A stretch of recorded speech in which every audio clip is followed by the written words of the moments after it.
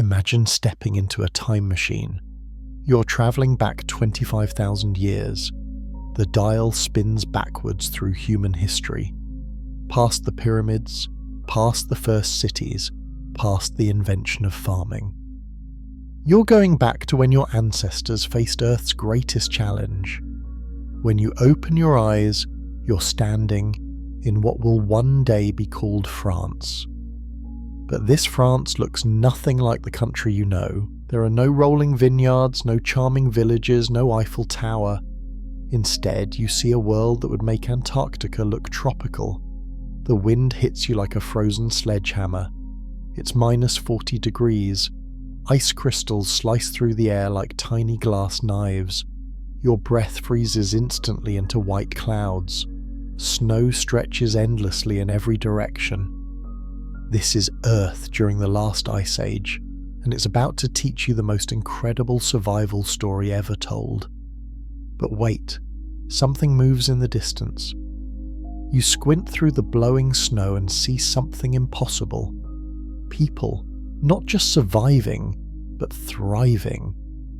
A small group of humans has made a home in a cave entrance carved into a rocky hillside, and what you see next will change everything you thought you knew about your ancestors. A child's laughter echoes from the cave. A grandmother sits by a warm fire, making shadow puppets on the stone wall with her weathered hands. The shadows dance and play, telling stories that have been passed down for generations. Men carefully sort through stone tools, preparing for tomorrow's hunt with the precision of master craftsmen. Women stitch intricate patterns into animal hides using thread so fine it would impress modern tailors. The smell of roasting mammoth fat fills the shelter. This isn't the desperate last meal of a dying species. This is tonight's feast for a community that has learned to turn the harshest environment on Earth into their home. This scene plays out 25,000 years ago, during what scientists call the last glacial maximum. It was Earth's most brutal cold snap in human memory. For 8,000 years, our planet was locked in a freezer. Imagine ice sheets 2 miles thick crushing everything from Scandinavia to Scotland. Picture sea levels dropping 400 feet as all that water turned to ice. Think about annual temperatures in Europe averaging 27 degrees colder than today. But here's the part that will blow your mind. While other species fled south or went extinct, while even the tough Neanderthals vanished from Earth, modern humans did something extraordinary.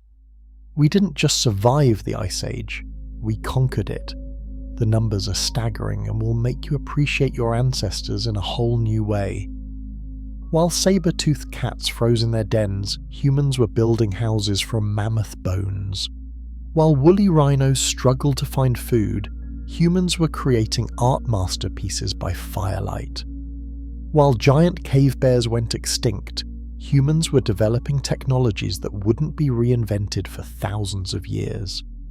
For 100,000 years, ice, ages had come and gone. But this one was different.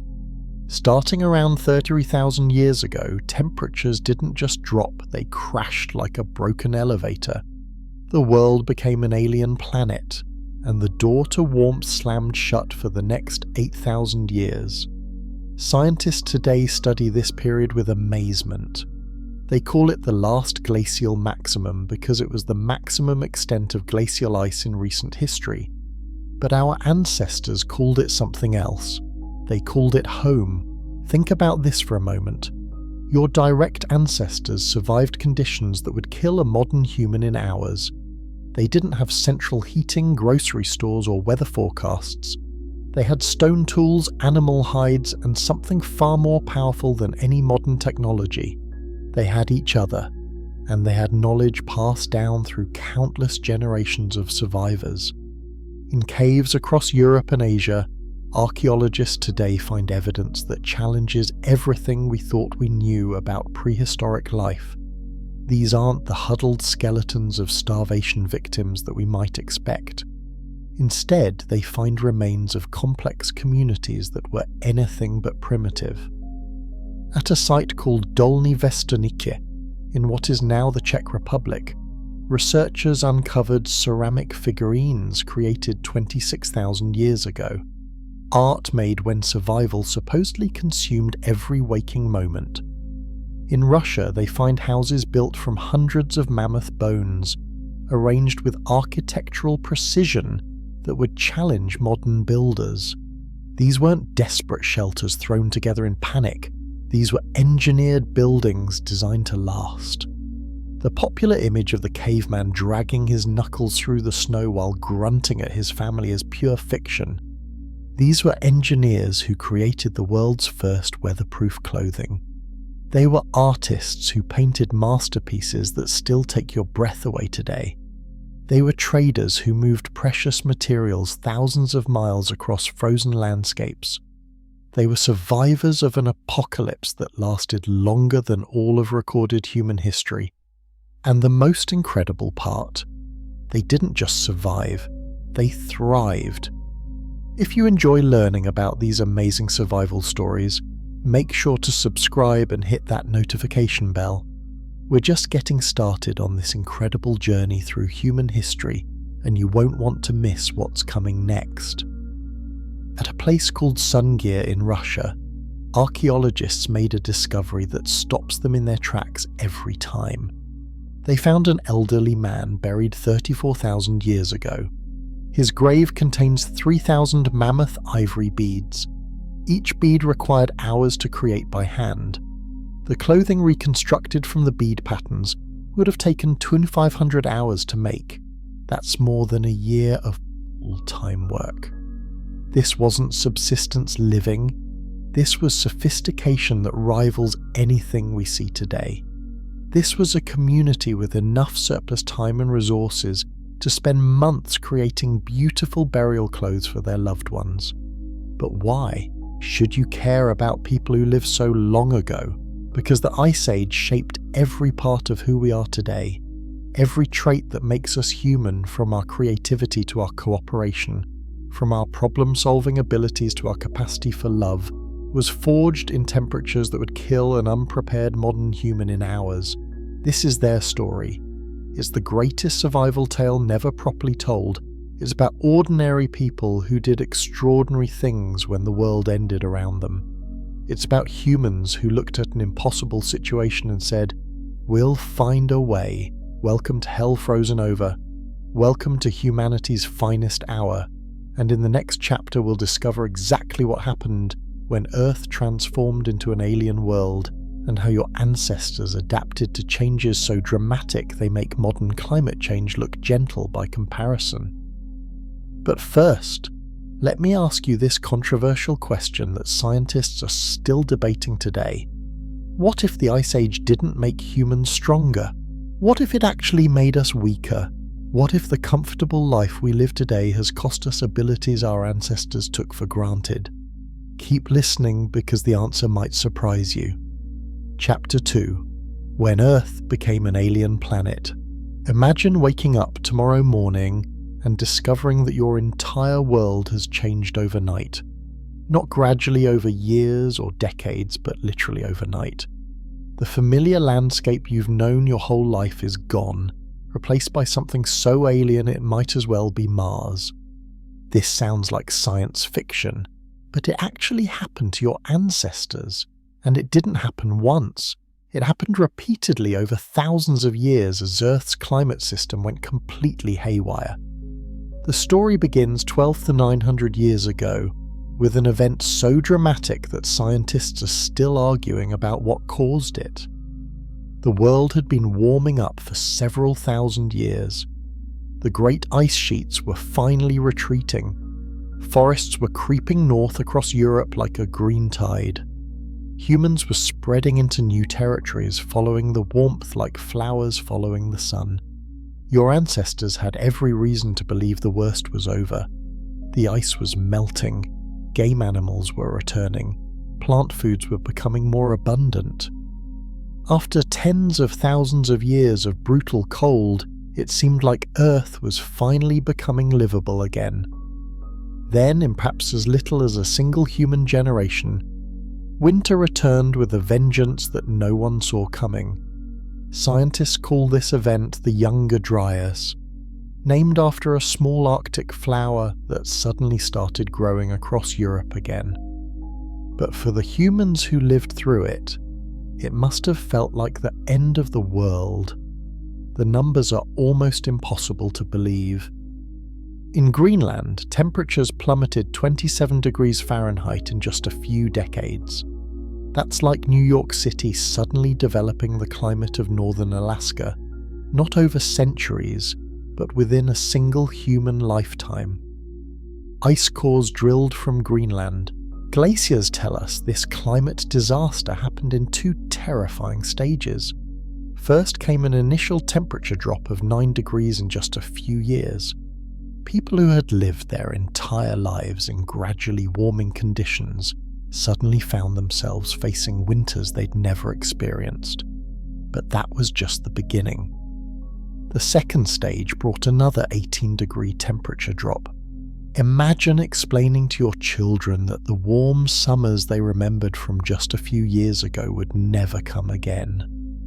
Imagine being a grandfather trying to convince your grandchildren that you really did once live in a world where green things grew. In a cave in Syria, archaeologists found something remarkable that gives us a window into exactly what this disaster looked like to the people who lived through it. The site is called Abu Huraira, and the sediment layers there tell a story written in ancient pollen that reads like a climate horror novel. Layer by layer, these sediments reveal a paradise transforming into a frozen wasteland. Wild wheat and rye that had grown abundantly simply vanished from the record. Trees that had provided food and shelter for generations disappeared. In one human generation, a land of plenty became a frozen desert where almost nothing would grow. But here's where the story becomes incredible rather than just tragic. The villagers' response to this catastrophe was to invent something that would change human history forever. Faced with starvation as their wild food sources disappeared, these desperate humans began cultivating the few wild grasses that could still survive in the new harsh climate. The Younger Dryas didn't just test humanity, it transformed us from wanderers into farmers. Crisis became the catalyst for one of the most important innovations in human history. When nature stopped providing, humans learned to provide for themselves. Scientists still debate what triggered this frozen apocalypse, and their best theory sounds like a disaster movie plot. As the North American ice sheets melted during the earlier warming period, they created a massive lake called Lake Agassiz. This lake was larger than all of today's Great Lakes combined.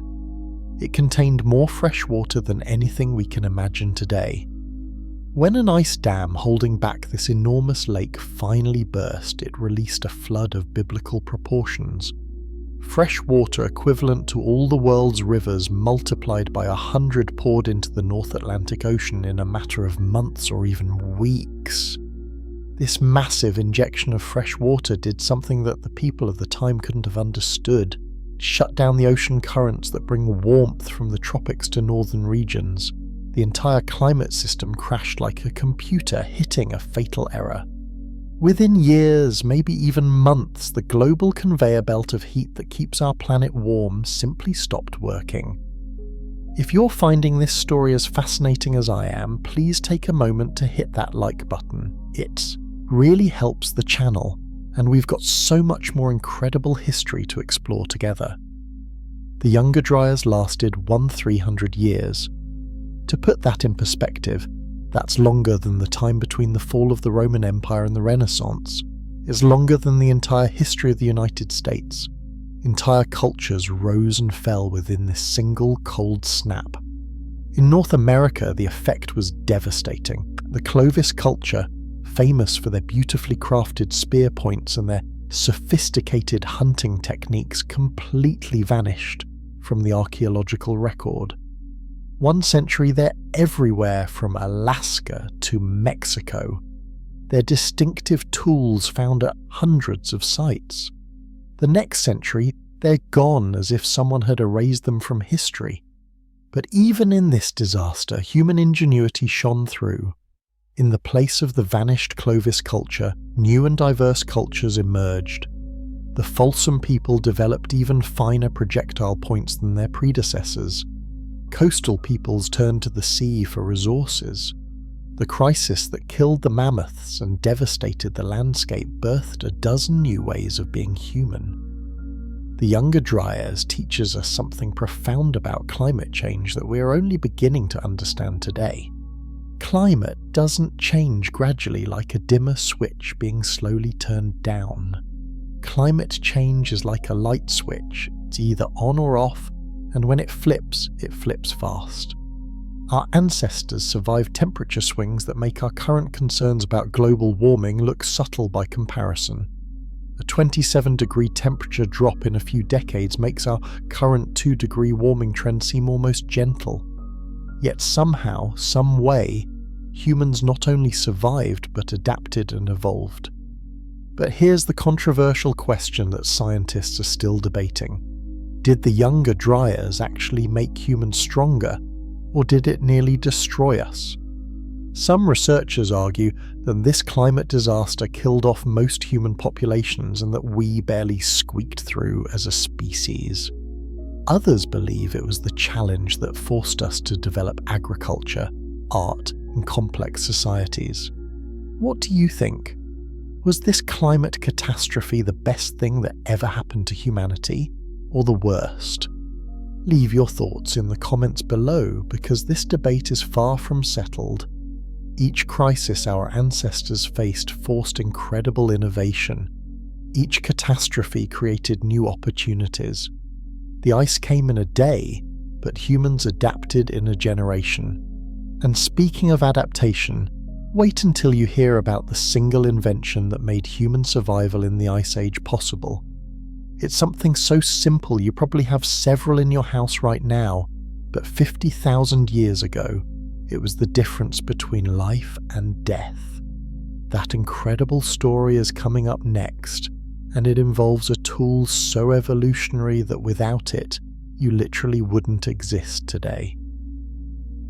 Chapter 3: The Invention That Saved Humanity. In a shelter near the Black Sea. 45,000 years ago, firelight flickers across a woman's weathered face. She's concentrating intensely on something in her hands. Her fingers, made skillful by years of practice, work with careful precision. What she's creating in this moment will determine who lives and who dies in the brutal Ice Age world. She holds a sliver of bird bone no bigger than a matchstick. It doesn't look like much. In fact, if you found it today, you might throw it away as garbage. But this small piece of bone is about to become the most important tool in human history. At one end of the bone, rubbed smooth with patient hours of work, sits a tiny hole. It's barely big enough to thread a hair through. This is the eyed needle, and these 3 inches of polished bone represent the difference between human extinction and human domination of the Ice Age world. Before this moment in history, humans had been wearing animal hides draped over their bodies like blankets.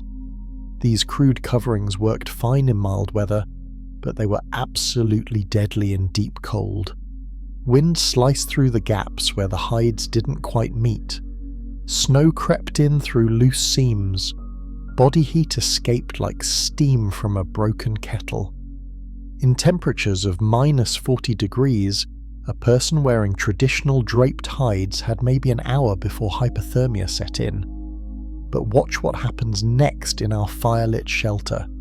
The woman threads sinew so fine it's almost invisible through the eye of her needle.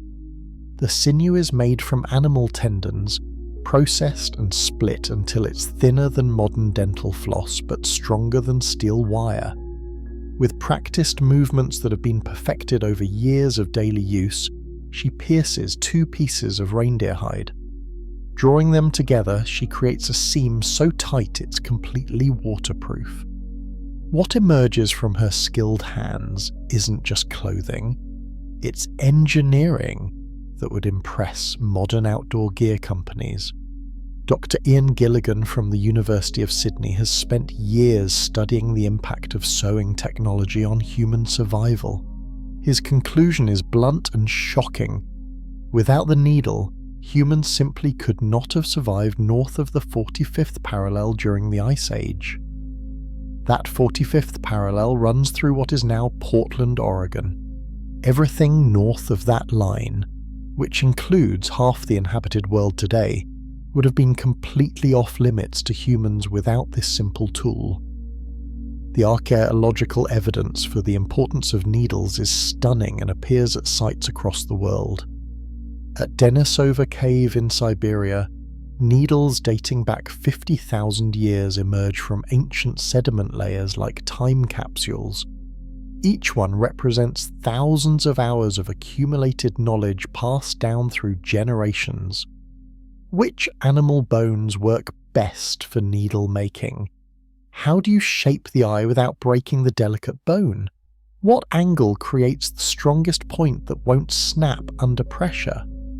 This wasn't information you could learn from a book or a YouTube video. It was life or death knowledge that had to be passed down from mother to daughter, from master to apprentice through careful hands-on teaching. But here's what makes archaeologists' jaws drop when they study these ancient needles: the incredible diversity and specialization. By 35,000 years ago, humans weren't just making one type of needle, they were creating an entire toolkit of specialized sewing implements. At sites across Ice Age Europe, researchers find thick needles made from mammoth ivory for heavy-duty work on winter parkas, medium-sized needles crafted from swan bones for mid-layer garments, ultra-fine needles made from rabbit bones for delicate decorative work. Each needle was perfectly designed for its specific purpose. At the La Prairie Mammoth site in Wyoming, archaeologists uncovered 32 needle fragments made from at least 13 different animal species. Foxes, hares, birds, and even the now extinct American cheetah all contributed bones to this prehistoric sewing kit. This wasn't crude survival crafting. This was what we might call Ice Age haute couture. If you're amazed by these incredible innovations, please subscribe to the channel and ring that notification bell. We're uncovering human ingenuity that puts our modern world to shame, and there's so much more to discover. The clothing these needles produce was absolutely mind-blowing in its sophistication. At Sunga in Russia, archaeologists found a man buried 28,000 years ago wearing garments decorated with 3,000 mammoth ivory beads. Each bead took an hour to make by hand. The shirt alone represented a full year's worth of work by a skilled craftsperson. When researchers reconstructed his outfit from the positions of the beads found in his grave, they discovered he had been buried wearing fur leggings, a fitted tunic, a decorative cape, waterproof boots, and a warm hat. Every piece was form-fitted to his body and layered for maximum warmth and protection. This was clothing that rivaled anything you might buy in an expensive outdoor gear shop today. Modern cold-weather clothing follows exactly the same principles that Ice Age humans invented 40,000 years ago. The Inuit parka, which is still considered the pinnacle of Arctic clothing design, uses the same layering system our ancestors developed. The only difference is that we use synthetic materials while they used bird skins, rabbit fur and wolf pelts. The needle changed absolutely everything about human survival. Suddenly, people could tailor clothes to fit their bodies perfectly, eliminating the heat-stealing gaps that meant death in extreme cold. They could create multiple thin layers instead of one bulky hide, which provided much better insulation and flexibility. They could repair garments, making them last for years instead of weeks. Most importantly, they could make clothing sized for children, ensuring that the next generation would survive to carry on their genes and their knowledge. Recent studies from Wyoming reveal another game-changing aspect of needle technology: decoration. Those ancient needles weren't just creating functional seams, they were adding fur trim, creating decorative patterns, and possibly even embroidering clan symbols and personal identification marks. In a world where everyone was bundled up in similar-looking furs, your clothing became your identity, your status symbol, and your family crest all rolled into one. But let me ask you a controversial question that's been debating among archaeologists. Was the invention of the needle actually the moment when humans stopped being just another animal and started being truly human? Think about it. No other species creates fitted clothing. No other species modifies their environment to this degree. Some researchers argue that the needle was more important to human development than language, than fire, than tools. What do you think? Was sewing the invention that separated us from all other animals? Share your thoughts in the comments. One tool just 3 inches long, made from what was essentially garbage, the leftover bones from dinner. Yet it opened entire continents to human habitation, saved countless lives, and made our species unstoppable in the face of Earth's worst climate disaster. The needle didn't just save humanity from the Ice Age, it made us the masters of any environment on Earth. And as we'll see in our next chapter, once humans had conquered clothing, they turned their attention to an even bigger challenge, creating permanent shelter in a world where the materials for building didn't exist. The story of how your ancestors built the world's first architecture from the bones of extinct giants is coming up next. And it's going to change everything you thought you knew about prehistoric ingenuity. Chapter 4: Building Cities from Bones. The farmer's shovel strikes something hard in the rich Ukrainian soil. Probably just another rock, he thinks. But as he clears away the dark earth, something massive and yellowed with age emerges. It's bigger than any bone should be. A mammoth skull, locked in place by 15,000 years of sediment. What happened next rewrote everything we thought we knew about prehistoric architecture.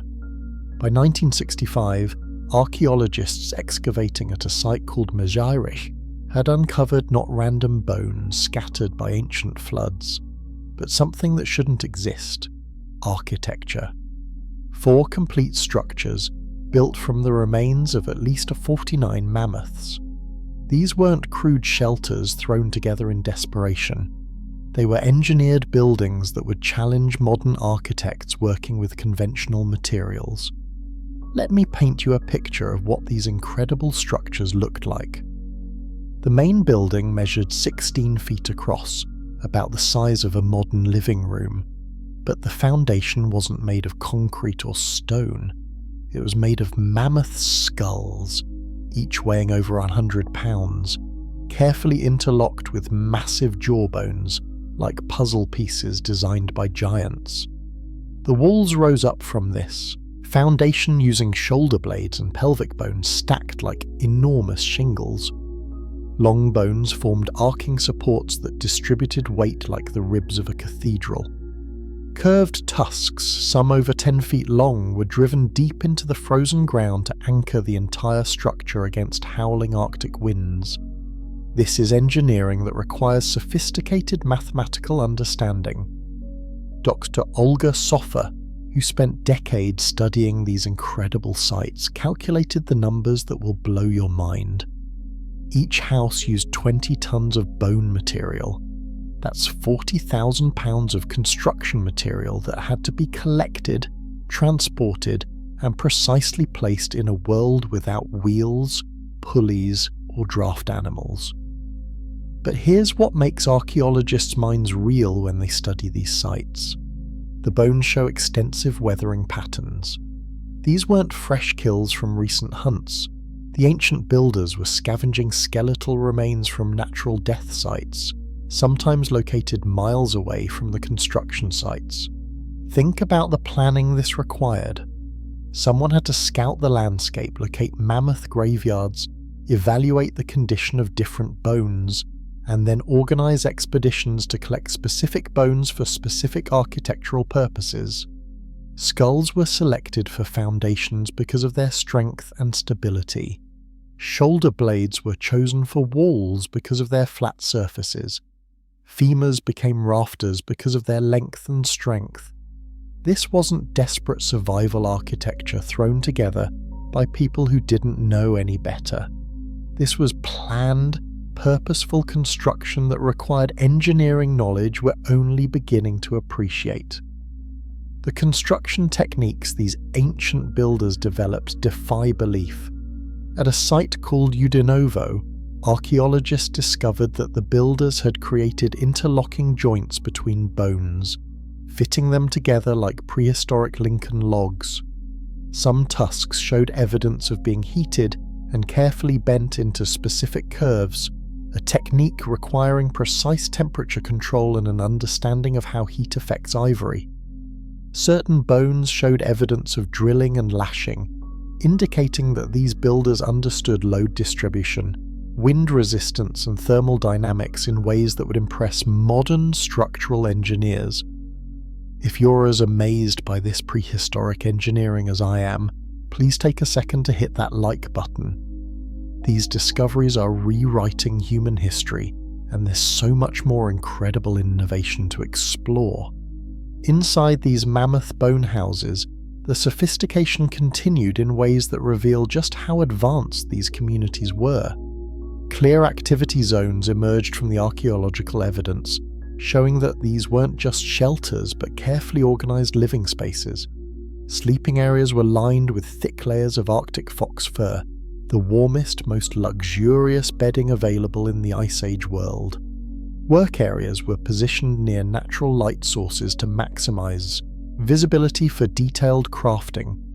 Storage pits were dug down into the permafrost, creating natural refrigeration systems for preserving food through the long winter months. At a site called Mezin, archaeologists found something that still gives them chills. A painted mammoth skull that, when struck with different objects, resonates at different musical pitches. These builders hadn't just created architecture, they had built the world's first drum kit right into the structure itself. But this raises a burning question that has sparked heated debates among researchers. Why bones? Why choose such an unusual building material when other options existed? Wood was certainly scarce on the periglacial steppes, but that's only part of the answer. Bone has properties that wood lacks, and that would have been crucial for Ice Age survival. Bone is naturally water resistant, which was essential in an environment where moisture could freeze and create structural problems. The density of bone provides superior insulation compared to wood, which was critical when outside temperatures regularly hit -50 degrees Fahrenheit. The marrow cavities inside bones trap dead air, creating additional insulation layers that work like nature's version of modern foam insulation. Studies of reconstructed mammoth bone houses show they could maintain internal temperatures 40 degrees warmer than the outside air, even without constant heating. Recent discoveries have pushed the mystery of these bone houses even deeper into controversy. At Kostenki, archaeologists uncovered a massive circular structure from 25,000 years ago that used bones from at least 60 mammoths. But this wasn't a house where people lived. There were no sleeping areas, no clear hearths for cooking, no obvious domestic functions. Instead, the evidence points to large-scale ceremonial burning and possible ritual use. Was this a monument? A community centre? A prehistoric cathedral where Ice Age people gathered for religious ceremonies? The debate continues to rage among experts. The logistics of these construction projects stagger the imagination and challenge our assumptions about prehistoric society. Moving a single mammoth skull required multiple strong people working together. Constructing even one house meant coordinating dozens of workers over months of labour. This wasn't a family project that could be completed by a small group. This was community architecture that required sophisticated social organisation. the bones had to be sorted by size and function, prepared and treated for construction use, and then assembled in precise sequences. One mistake in the engineering calculations, and tons of material could come crashing down, potentially killing the builders and destroying months of work. These structures weren't temporary shelters either. Evidence from multiple sites shows repeated rebuilding and renovation over centuries, suggesting that these locations were inherited property or sacred spaces passed down through generations.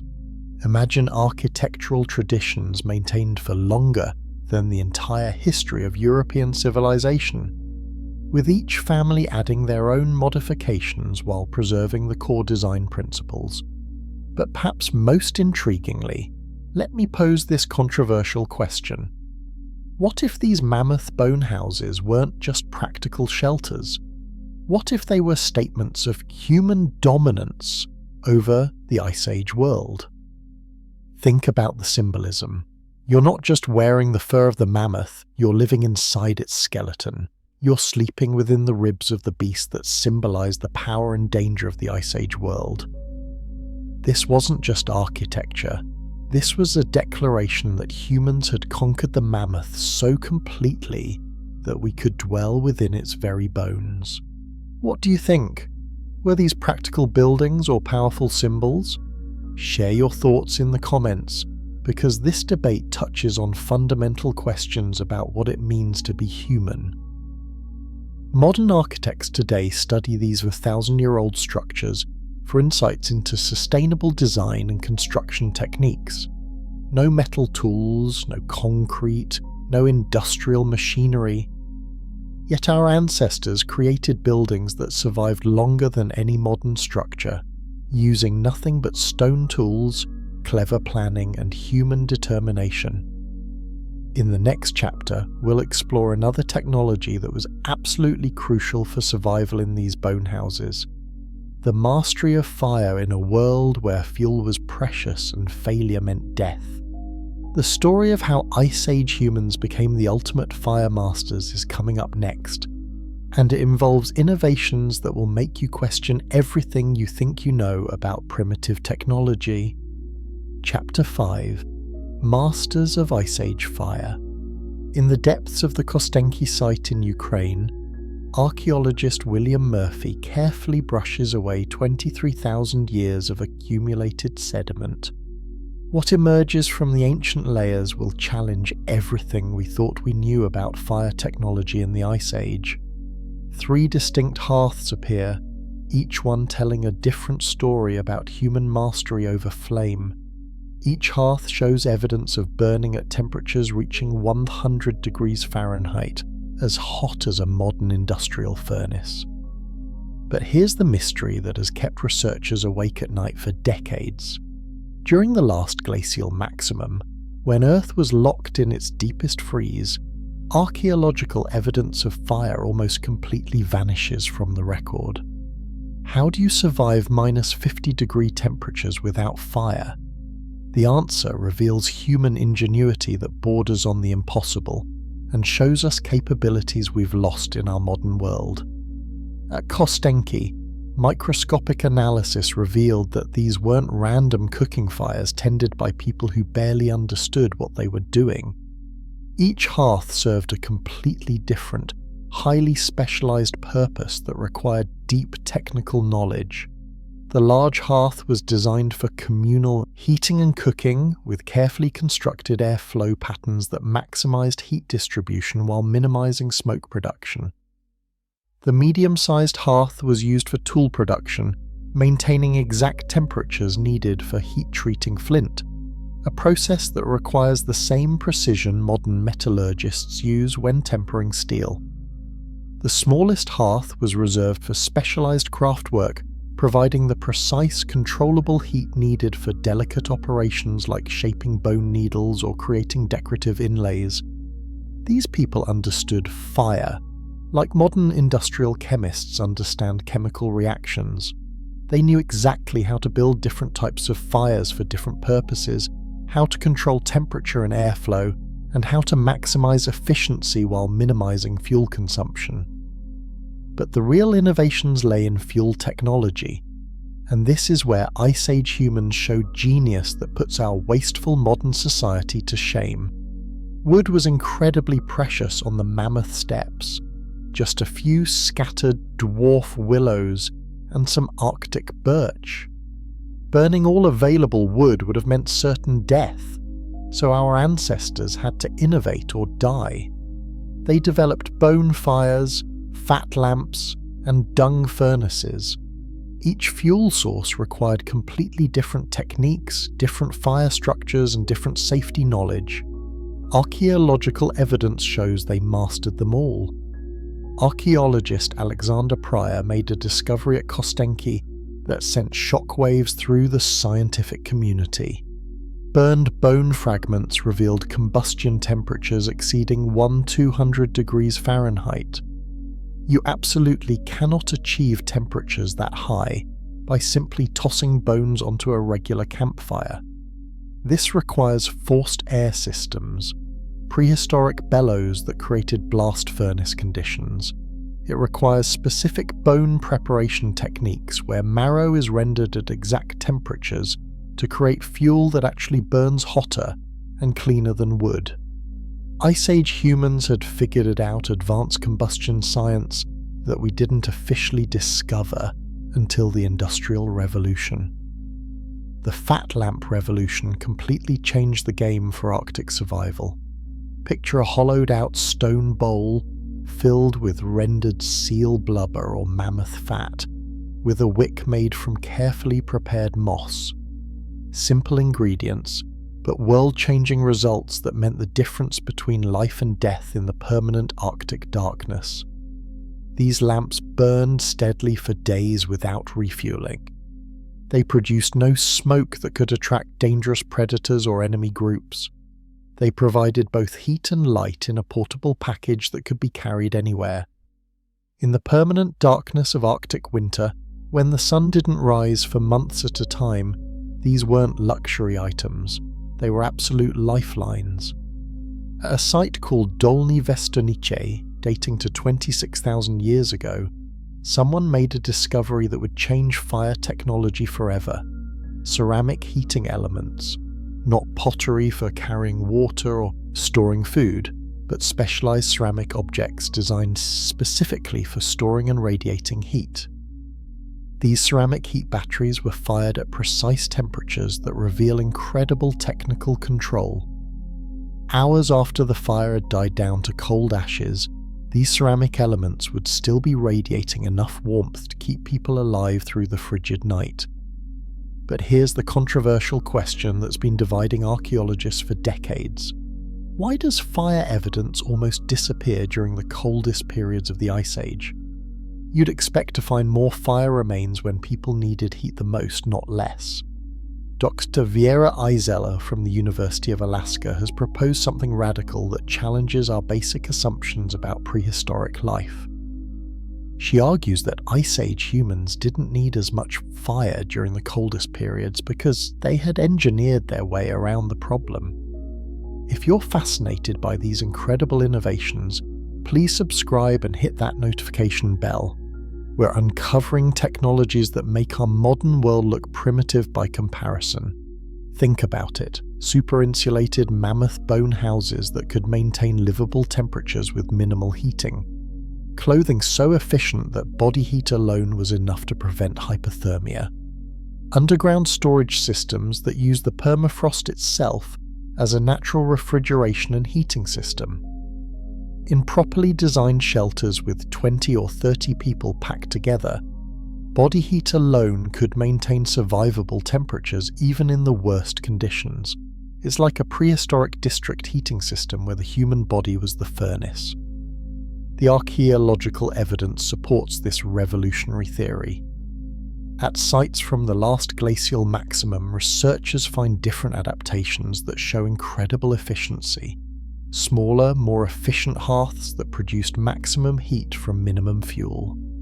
Centralized community fires rather than individual family fires, sharing heat resources across entire communities. Heat banking systems using specially selected stones that absorbed heat during the day and radiated it back at night. One fire could serve multiple families, and the engineering behind these shared heating systems rivals anything we use today.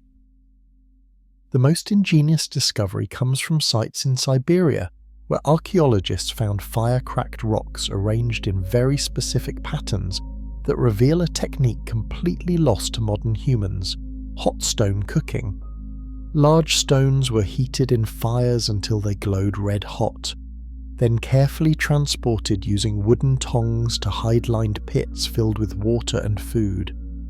The superheated stones would boil the water instantly, cooking the food thoroughly with no wasted fuel, no smoke to attract predators or enemies, and maximum caloric extraction from minimum resources.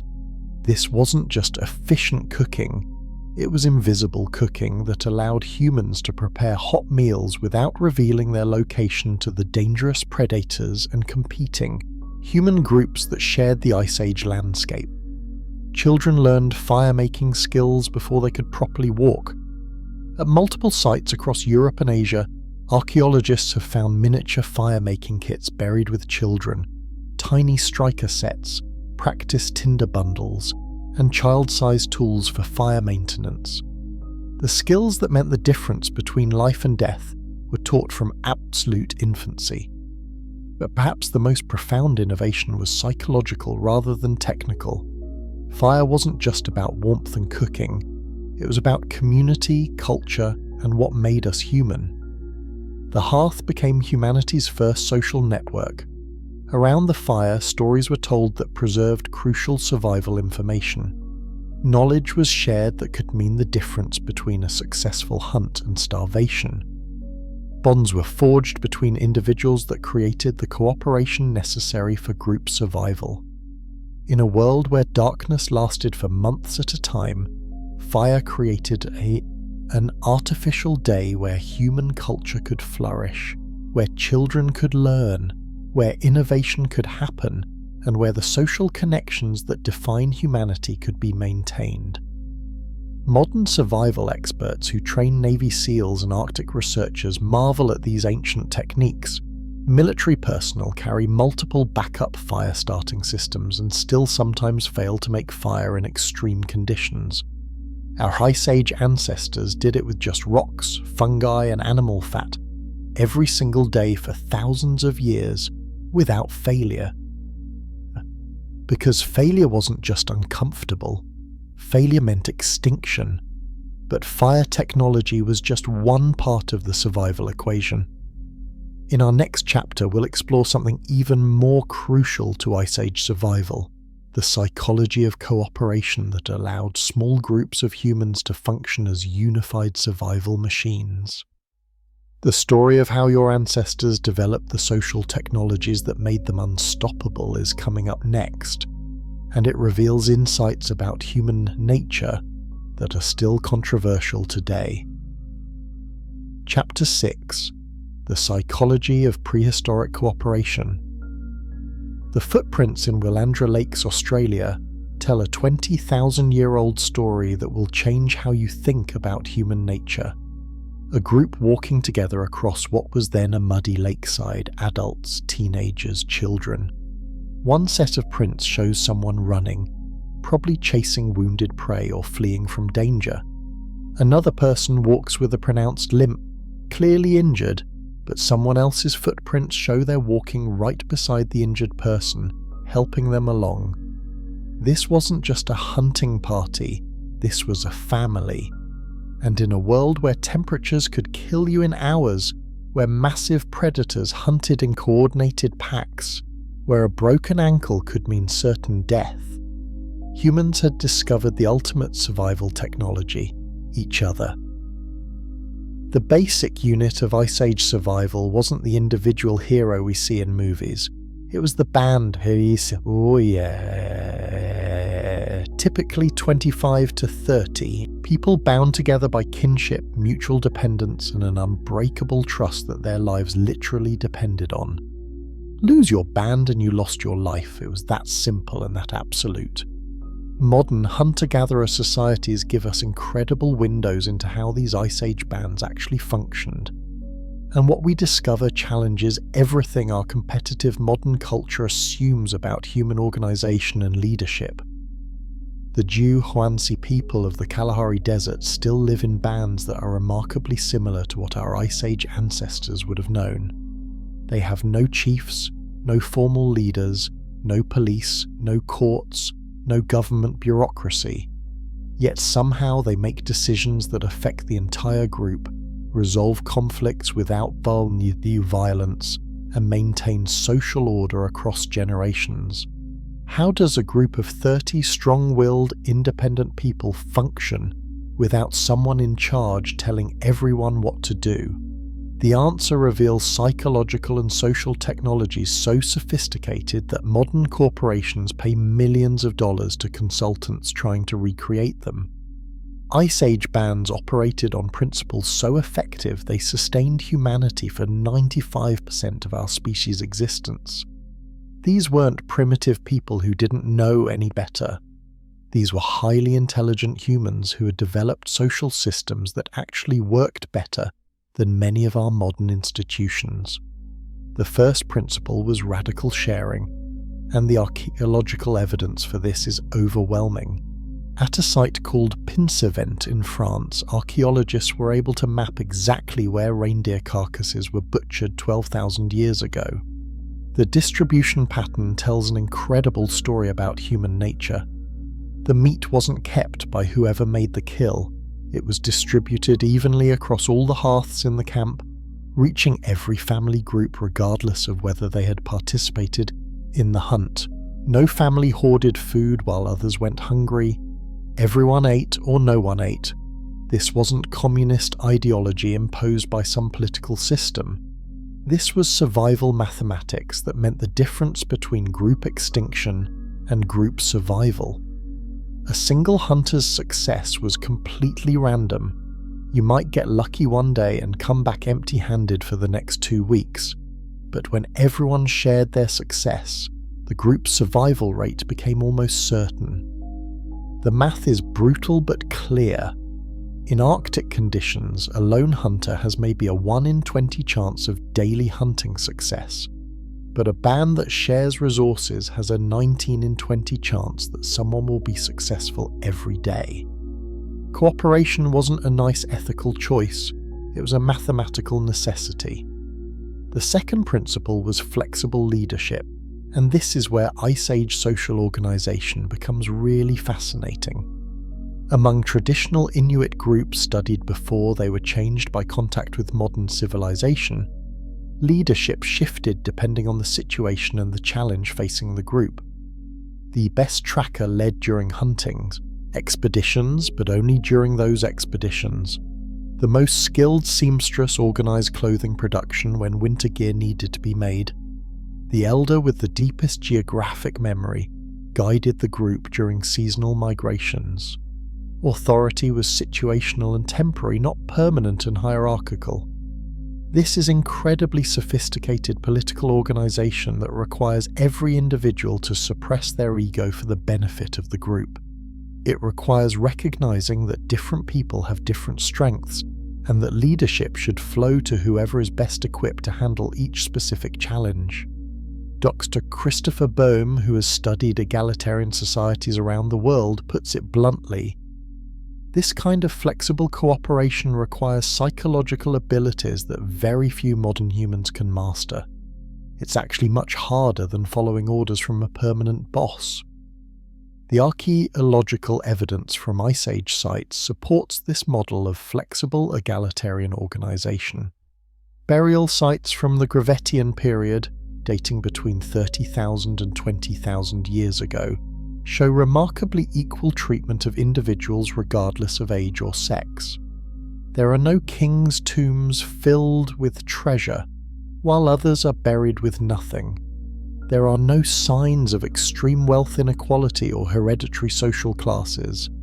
A child buried at Sungir 28,000 years ago was interred with 5,000 ivory beads, but so were the adults buried nearby. Status seemed to come from age, skill, and contribution to the group, not from inherited wealth or political power. The third principle was conflict resolution without violence, and this is where modern forager societies teach us the most about Ice Age psychology. When conflicts arose in hunter-gatherer bands, and they did arise because these were real people with real disagreements, they had sophisticated methods for dealing with problems that didn't involve fighting or warfare.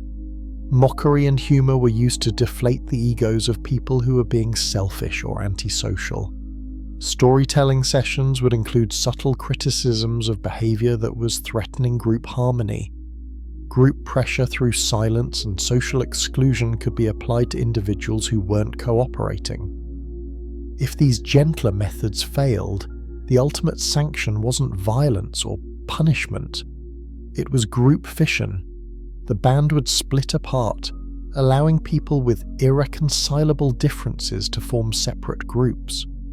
Richard Lee, who documented this social velocity among the Juhuanzi, found that bands regularly split apart over conflicts, then rejoined months or years later when tempers had cooled and circumstances had changed.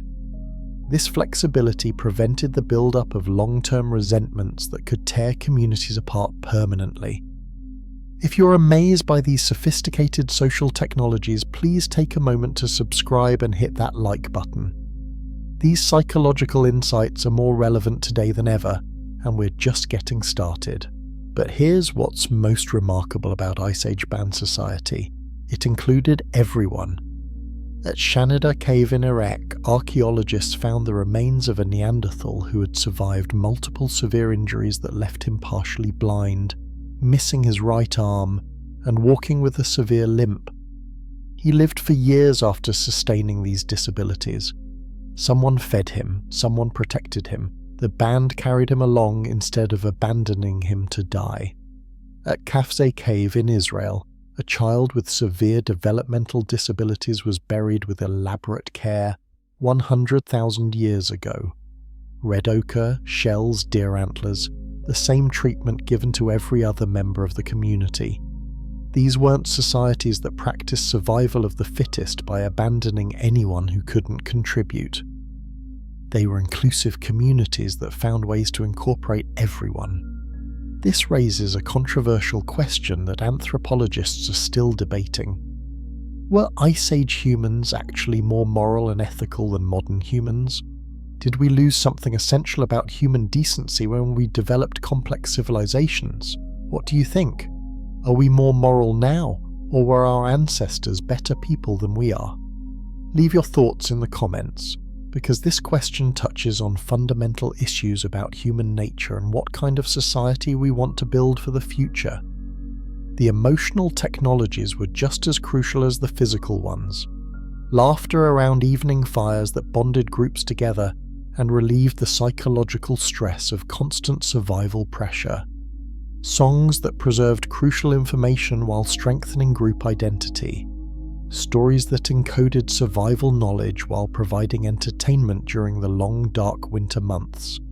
Teasing and humour that prevented any individual from becoming too dominant or threatening group harmony.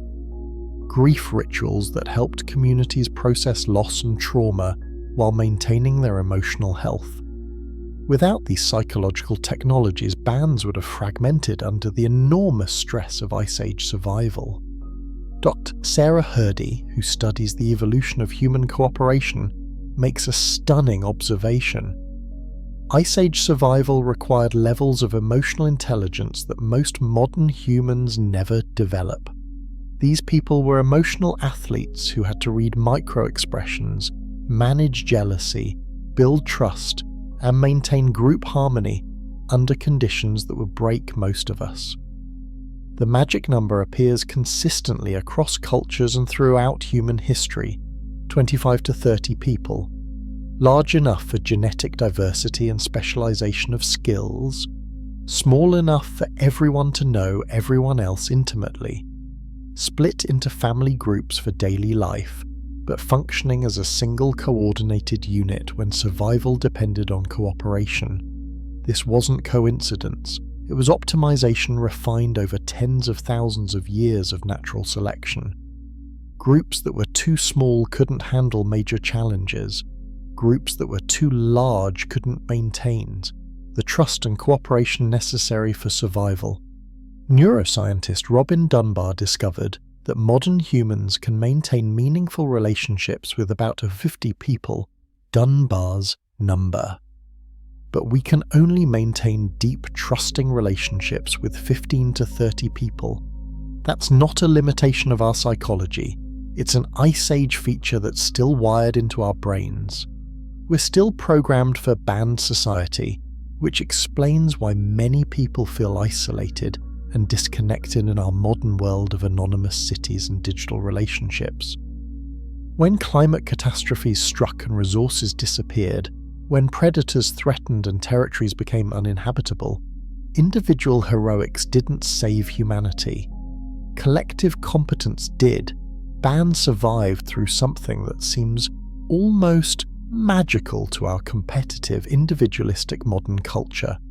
Genuine cooperation, where everyone's survival depended on everyone else's success. In our next chapter, we'll explore how this cooperation enabled the creation of technologies so advanced that they wouldn't be reinvented until the modern era. The story of Ice Age fashion design is coming up next, and it will make you rethink everything about prehistoric capabilities. Chapter 7: Fashion Designers of the Frozen World. Leia. By Leia. She dresses for temperatures that would kill a modern human in minutes. But this isn't some desperate scramble to throw on whatever animal hides are available. What we're watching is a carefully choreographed ritual of survival that represents 40,000 years of accumulated knowledge about staying alive in Earth's most hostile environment. First comes the base layer. She slips on undergarments made from soft bird skins that have been turned inside out so the downy feathers rest directly against her skin. These Arctic tern pelts feel weightless in her hands, but they will wick moisture away from her body better than any synthetic fabric modern science has invented. Next comes the insulation layer, a tunic made from Arctic hare fur that has been meticulously sewn with every hair running in the same direction to shed moisture. The sleeves are attached using sinew thread so fine it required a specialized needle made from a swan's wing bone. Every seam is double stitched, then sealed with pine pitch mixed with charcoal to create joints that are waterproof, windproof, and literally life-proof. The breakthrough here isn't just wearing animal fur. Bears wear fur and they still need to hibernate to survive winter. The innovation is the system, the engineering, the precise understanding of how different materials work together to create protection that surpasses anything nature provides to any single animal. At a site called Arena Candid, in Italy, archaeologists found a young man buried 23,000 years ago, whose grave contains over 400 shell ornaments arranged in patterns that reveal exactly what he was wearing when he died. By studying the position of each bead and ornament, researchers could reconstruct his entire outfit with the precision of a crime scene investigation. What emerged was stunning. A cap decorated with hundreds of perforated shells, a cloak with elaborate fur fringe, leggings with shell garters that showed his social status, and moccasins that were clearly custom fitted to his feet. This wasn't clothing thrown together for survival. This was fashion design that would be perfectly at home in a modern boutique. But here's what changes everything we thought we knew about prehistoric clothing.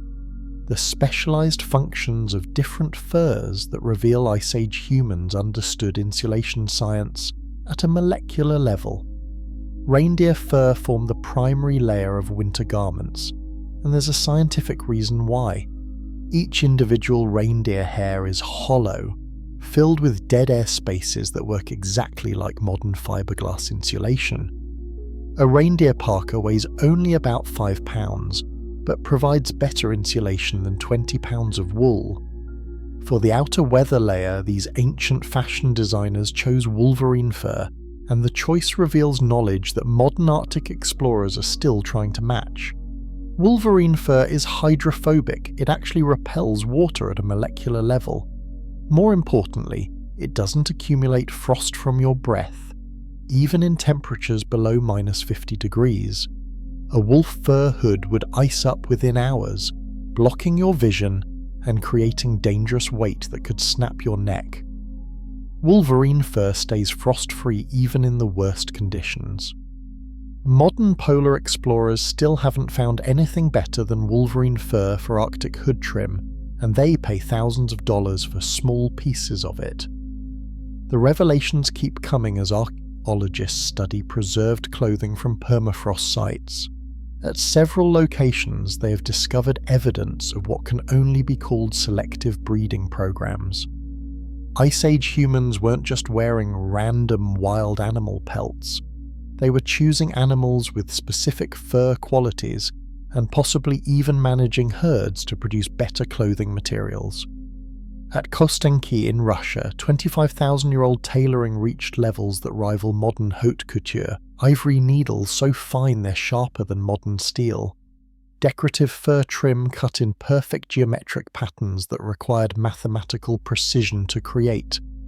Boots with separate soles sewn to uppers using techniques that wouldn't be reinvented until medieval times. But the children's clothing proves most revealing about the sophistication of Ice Age fashion design. At multiple sites across Europe and Asia, archaeologists find miniature versions of adult garments that aren't rough approximations or simplified versions. They're scaled-down replicas with exactly the same attention to detail and technical sophistication as adult clothing. A child's parka found preserved in Siberian permafrost used 30 ground squirrel pelts, each one prepared separately and then assembled in a complex pattern that maximized insulation whilst allowing the freedom of movement a growing child needed. The mathematics behind a complete Ice Age wardrobe are staggering and reveal just how successful these hunters had to be.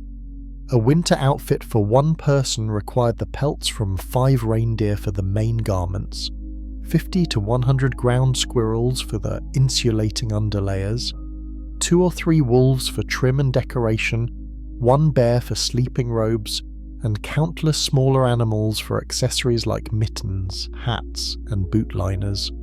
One person's clothing represented hundreds of successful hunts, thousands of hours of preparation and sewing, and the cooperative effort of an entire community working together.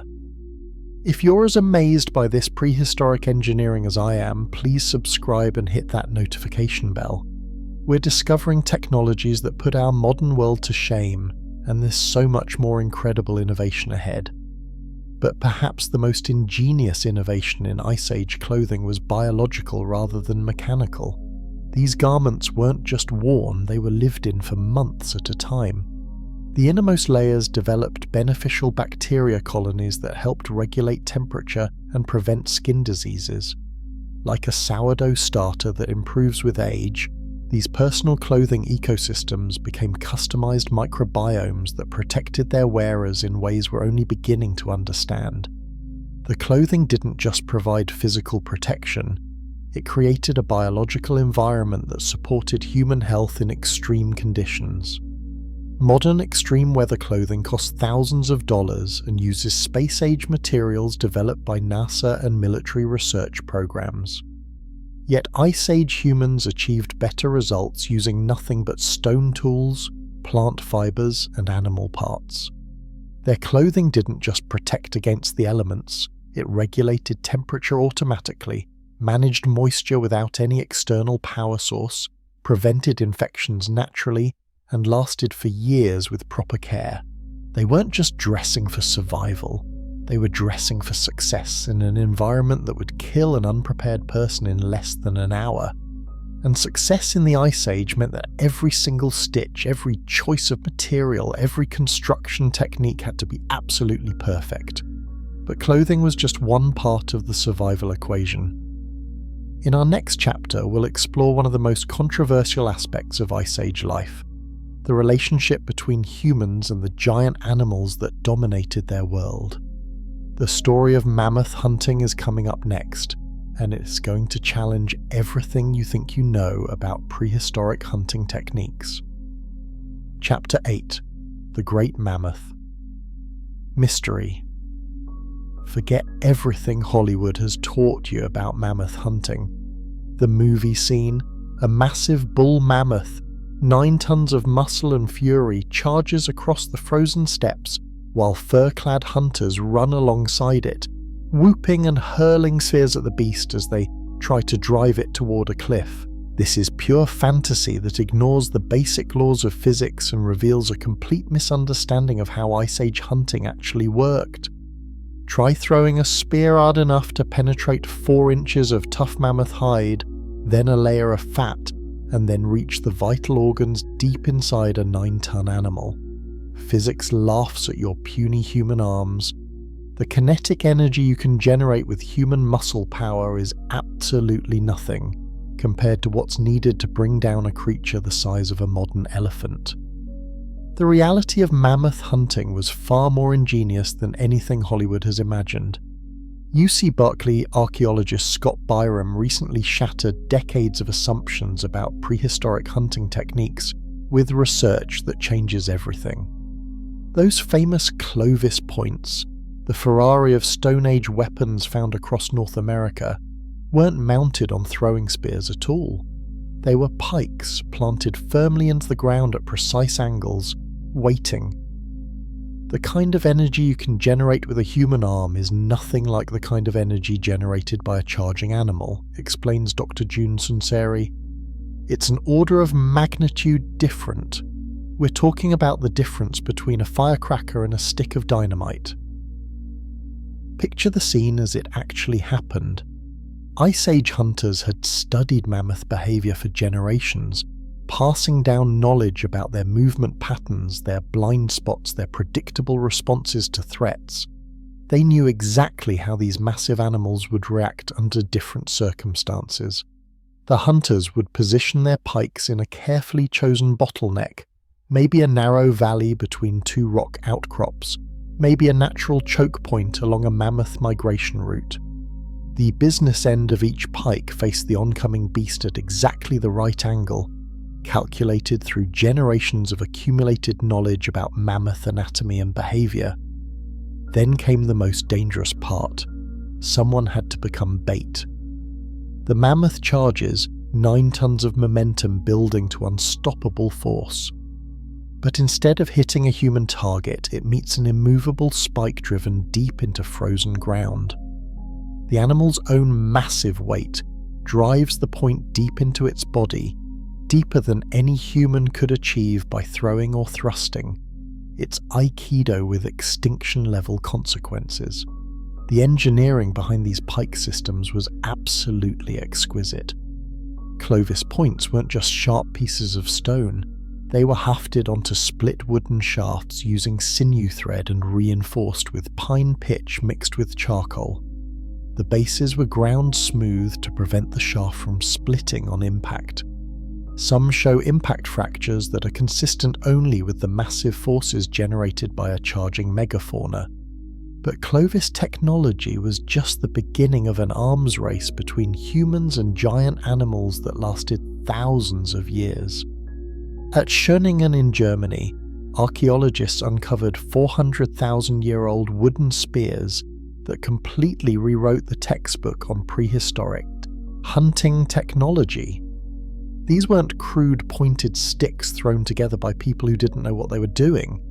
They were engineered like modern Olympic javelins, with the centre of gravity positioned in the front third for maximum penetration, carefully tapered for aerodynamics, and balance for accurate throwing over long distances. When Olympic athletes tested replicas of these ancient spears, the results were shocking. Accurate throws exceeding 70 meters, farther than most people can throw a baseball. These were precision weapons that could kill large game at distances that kept hunters safely away from dangerous counterattacks. The innovation cascade never stopped as humans refined their hunting technologies. The Atlatl, or or spear thrower, appeared around 30,000 years ago and represented a quantum leap in hunting capability. This simple lever device multiplied throwing force by 400%, allowing hunters to launch projectiles at speeds exceeding 50 kilometers per hour. Modern tests show that atlatl-thrown spears could penetrate elephant hide at distances of 40 meters or more. Suddenly, humans could kill large animals from ranges that were completely safe from retaliation.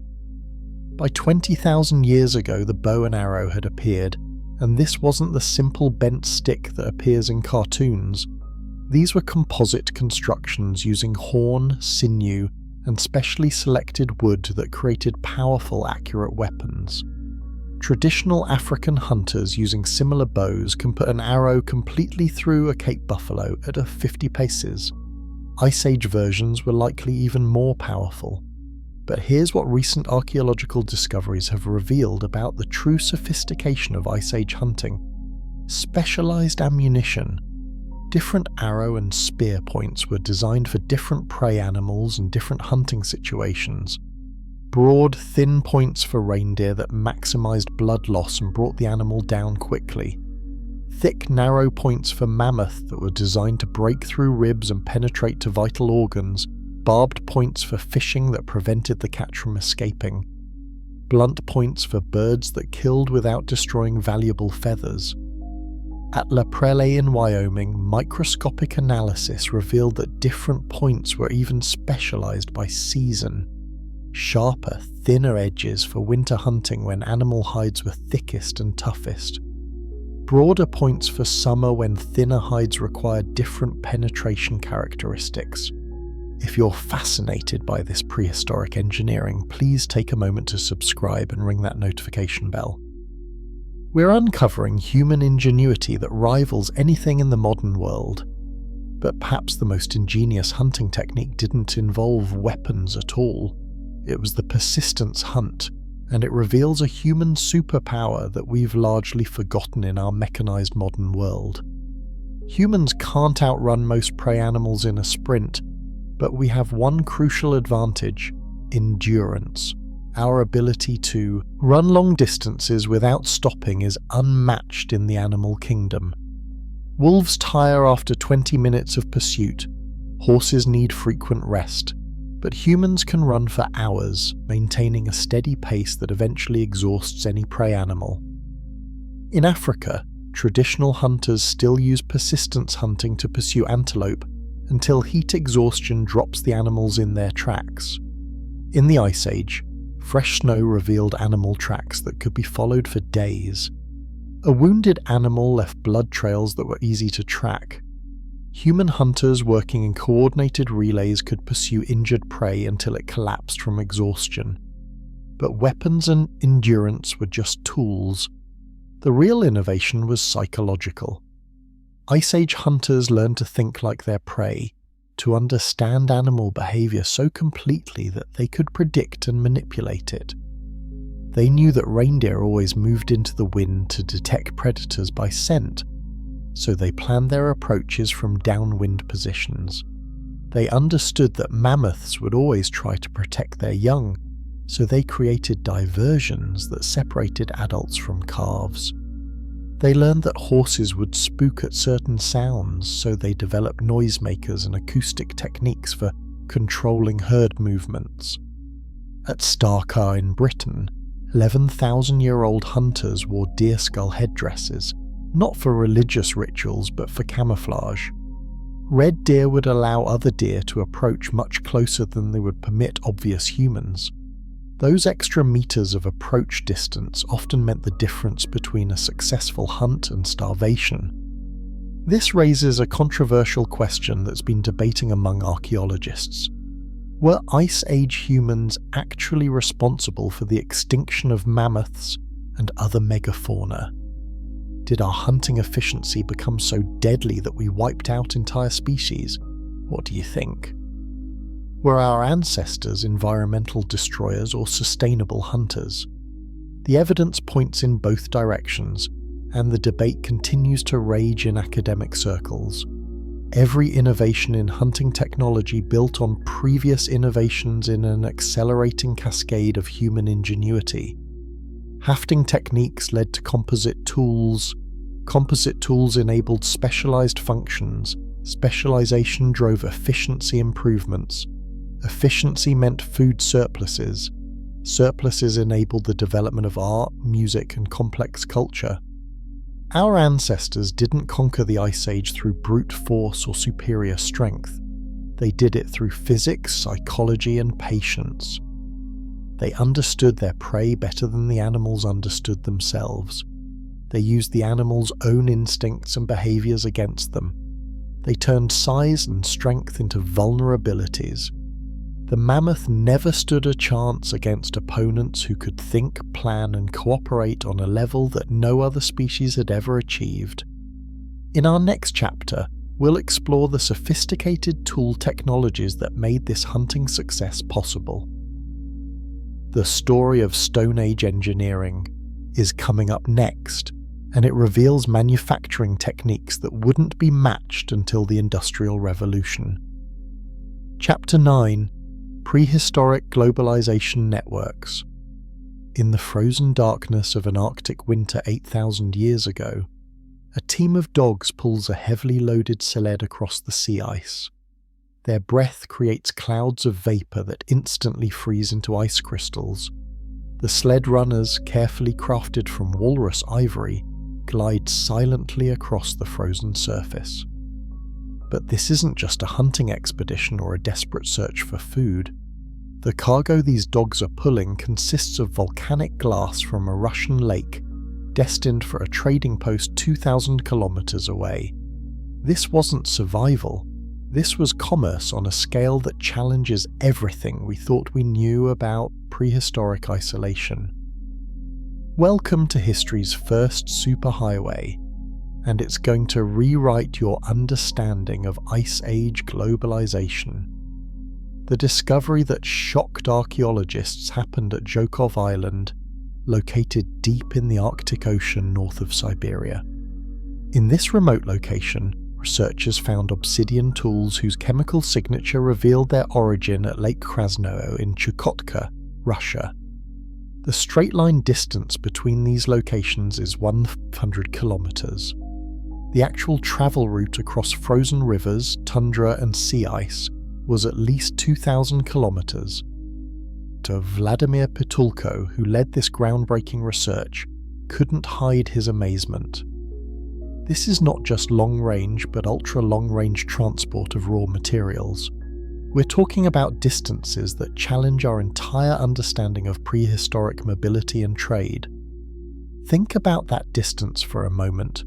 It's equivalent to travelling from London to Istanbul on foot in Arctic conditions during the Ice Age. But here's what makes this discovery truly revolutionary. The obsidian wasn't carried by the people who originally mined it from the volcanic deposits. Chemical analysis revealed a sophisticated exchange network with relay points approximately every 700 kilometers. This wasn't desperate wandering by isolated groups. This was organized trade complete with middlemen, established routes, and what can only be described as prehistoric logistics networks. The key technology that made this incredible commerce possible was dog sledding.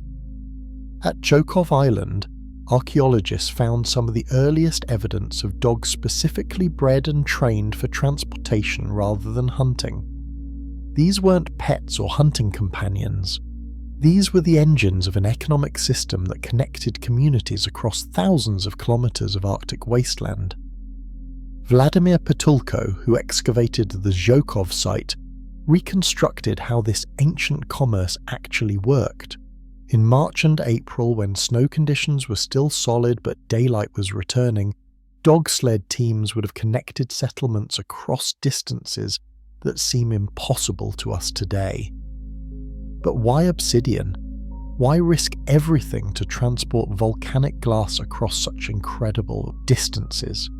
The answer lies in the unique properties that made obsidian the most precious material in the Stone Age world. Obsidian fractures into edges that are literally sharper than modern surgical steel.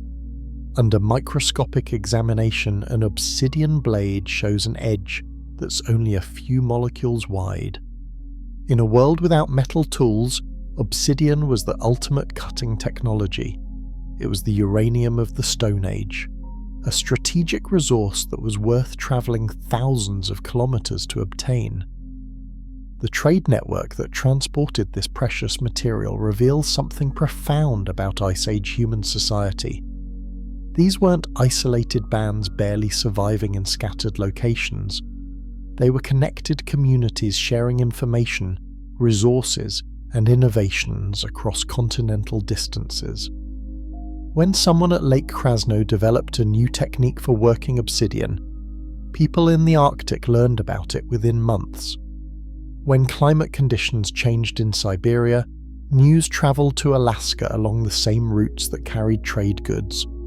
When new hunting strategies proved successful in one region, they spread across the entire network within years. This ancient obsidian superhighway operated for thousands of years, much longer than the famous Silk Road that connected Asia and Europe in historical times. It connected the Pacific Ocean to the Arctic Ocean, creating what researchers now call trade hubs, prehistoric shopping centres where furs, amber, shells and sophisticated tools changed hands. If you're amazed by this prehistoric globalization, please subscribe and hit that notification bell. We're discovering connections that span continents and challenge everything we thought we knew about ancient isolation. Most remarkably, this trade network survived the Younger Dryas, that brutal climate catastrophe that devastated much of the world 12,900 years ago. While other cultures collapsed and disappeared, the Arctic traders adapted and persisted. Their dog sleds kept running, their obsidian kept flowing, and their connections held firm even when the world around them was ending. The dogs that made this commerce possible were technological marvels in their own right. Modern analysis of ancient dog remains shows these weren't random wolves that had been domesticated. They were selectively bred animals with specific traits that made them perfect for long-distance transportation. Larger lung capacity for sustained running in thin Arctic air, dense fur coats that could withstand temperatures that would kill most modern dogs, specialized paw structures that provided traction on ice and snow. Most importantly, psychological traits that made them willing to run for days at a time while pulling heavy loads. The sleds themselves were engineering masterpieces crafted from materials that had to be transported along the same trade routes. Walrus ivory runners that provided perfect gliding surfaces, specialized bindings made from seal leather that could flex, with the terrain without breaking, cargo platforms designed to carry maximum loads while maintaining balance on rough ice. The trade goods moved along these routes tell us stories about Ice Age priorities and values that challenge our assumptions about prehistoric life. Amber from the Baltic Sea reached the Pacific coast.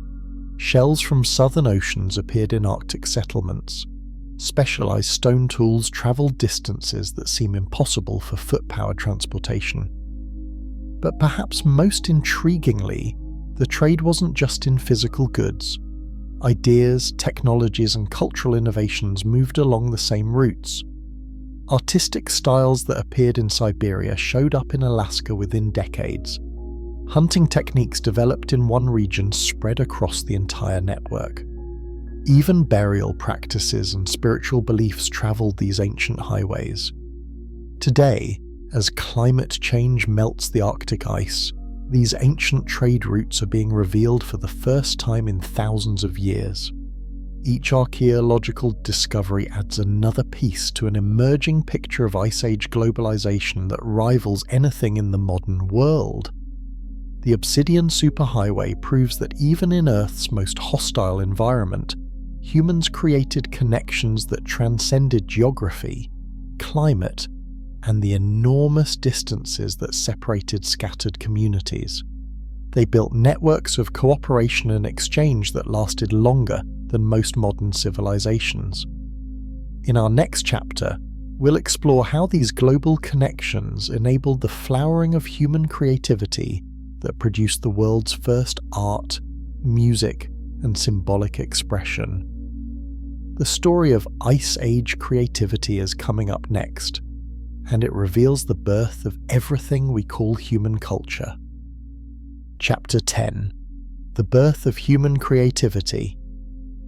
Deep in Lascaux's cave, your headlamp cuts through 17,000 years of darkness to illuminate something that stops you dead in your tracks. A thundering herd of aurochs charges across the stone ceiling, painted with such vivid detail and dynamic energy that you instinctively step backward. The massive bulls seem to move in the flickering light, their muscles rippling, their eyes wild with prehistoric fury. Horses gallop in perfect anatomical detail that could only come from someone who had studied these animals with the intensity of a veterinarian. A falling bison, pierced by spears, tumbles through space with its legs splayed in a position that only someone who had witnessed many kills would know to paint. This isn't decoration. This isn't random doodling by bored cavemen. This is a survival manual written in pigment and stone, and it's about to reveal the birth of human consciousness itself. For decades, archaeologists dismisses cave art as hunting magic or primitive religious expression, the kind of thing you'd expect from people who didn't have anything better to do with their time. Then Dr. April Nowell made a discovery that changed everything we thought we knew about Ice Age art. The animals painted on cave walls weren't random collections of whatever the artists happened to see. They were seasonal field guides, painted with scientific precision that would impress modern wildlife biologists. "Look at the deer in Fond de Gaume," she explains, pointing to details that seem purely decorative to untrained eyes. "Those aren't artistic flourishes, those are September antlers. You can tell because the velvet has just been shed. And the horses here show specific seasonal coat patterns: winter fur, summer coats, pregnant mares showing the physical changes of springtime breeding." The revelation was staggering. These caves weren't churches or art galleries. They were libraries containing encyclopedic knowledge about animal behavior, seasonal changes, and survival information that could mean the difference between life and death. At Chauvet Cave, dated to 36,000 years ago, the sophistication reaches levels that challenge our understanding of prehistoric intelligence. Lions are shown hunting in coordinated packs, displaying behavior that would be crucial for humans to understand if they wanted to avoid becoming prey. Woolly rhinoceros display territorial markings that would help hunters predict their movements. Cave bears are depicted in various seasonal states, from winter dormancy to summer aggression. But the real genius lies in the placement of these images within the caves themselves. Dr. Jean Klotz, who has studied Paleolithic art for decades, noticed patterns that reveal a systematic approach to information storage. Dangerous predators are painted in hard-to-reach places that require effort and risk to see, just like in real life, where avoiding these animals required constant vigilance and careful observation. Prey animals are clustered in easily accessible galleries, organized by season and behavioral patterns that would help hunters plan their strategies. The artistic techniques themselves encode crucial survival information. At Altamira, bison are painted using the cave's natural rock contours, with bulges becoming muscles and cracks becoming fur texture patterns.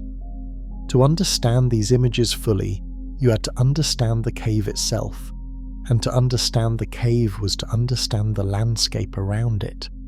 This was augmented reality, Stone Age style, where the physical environment became part of the information storage system. Some images reveal even more complex layers of meaning. The famous sorcerer at Trois Frères shows a human-animal hybrid surrounded by accurate depictions of various animals' mating behaviors. This wasn't fantasy art. It was a teaching tool about animal reproductive cycles, crucial information for predicting when and where different species would be vulnerable to hunting. The abstract symbols that appear alongside the realistic animal paintings haunted researchers for years because they seemed meaningless. Dots, lines, geometric patterns that appeared to have no connection to the survival information encoded in the animal images. Then Genevieve von Petzinger cracked part of the code. These symbols, replicated across thousands of miles of European caves, were consistent markers that seemed to represent calendar systems, territorial markers, or directional information. We're still decoding their full meaning, but their standardization across vast distances suggests information exchange networks that we're only beginning to understand. Color itself carried crucial meaning in these prehistoric libraries. Red ochre, found at every major cave painting site, wasn't chosen just because it was available. Chemical analysis shows that different ochre sources were specifically selected and transported hundreds of miles for their particular properties. The same red pigment that marks the most important animals in cave paintings is found in burials, on tools, and in living sites. It was the highlighter pen of the Paleolithic world, used to mark information that was literally a matter of life and death. If you're as fascinated by these incredible discoveries as I am, please subscribe and hit that notification bell. We're uncovering the origins of human consciousness, and there's so much more amazing evidence ahead. The acoustic dimension of cave art adds another layer of sophistication that challenges our assumptions about prehistoric intelligence. At Resonancia Cave in Spain, researchers discovered that painted animals are concentrated in areas with specific acoustic properties that amplify and modify sound. Red dots mark spots where echoes last the longest. Were these multimedia presentations that combined visual information with sound effects provided by the cave's natural acoustics? Imagine survival information being transmitted through stories told by firelight, with the cave itself providing atmospheric sound effects that made the lessons memorable and emotionally powerful. Most remarkably, cave art wasn't a regional phenomenon limited to one area or culture. It was a continental information system that stretched from Spain to the Ural Mountains. The same techniques, symbols, and seasonal markers appear in caves separated by thousands of miles, suggesting that information was flowing across distances that seem impossible for Stone Age transportation. Dr. David Lewis Williams argues that we're looking at humanity's first information technology, a system for storing and transmitting survival-critical knowledge across generations that could outlast any individual, any band, any regional catastrophe. These painted libraries preserved knowledge through the Younger Dryas climate catastrophe, through the extinction of the megafauna, through 30,000 years of human cultural change. In our age of digital fragility, where a solar flare could wipe out centuries of accumulated knowledge, perhaps we should ask ourselves, will our information systems last as long as theirs did? But cave painting was just one aspect of the creative explosion that marked the birth of human consciousness. In our next chapter, we'll explore the equally sophisticated world of Ice Age music, fashion, and symbolic expression that transformed survival into art and made being human something worth celebrating, even in Earth's darkest hour. The story of how your ancestors invented beauty in a world of death is coming up next. Chapter 11. Love, Marriage and Survival. The beads tell a love story that's 30,000 years old. Found at Dolní Věstonice in what is now the Czech Republic, they're made from shells that travelled 100 kilometres from the Mediterranean Sea. But here's the puzzle that has archaeologists scratching their heads. Identical beads appear at sites hundreds of kilometres apart, scattered across Ice Age Europe like a connect-the-dots puzzle. These weren't trade goods being sold to the highest bidder.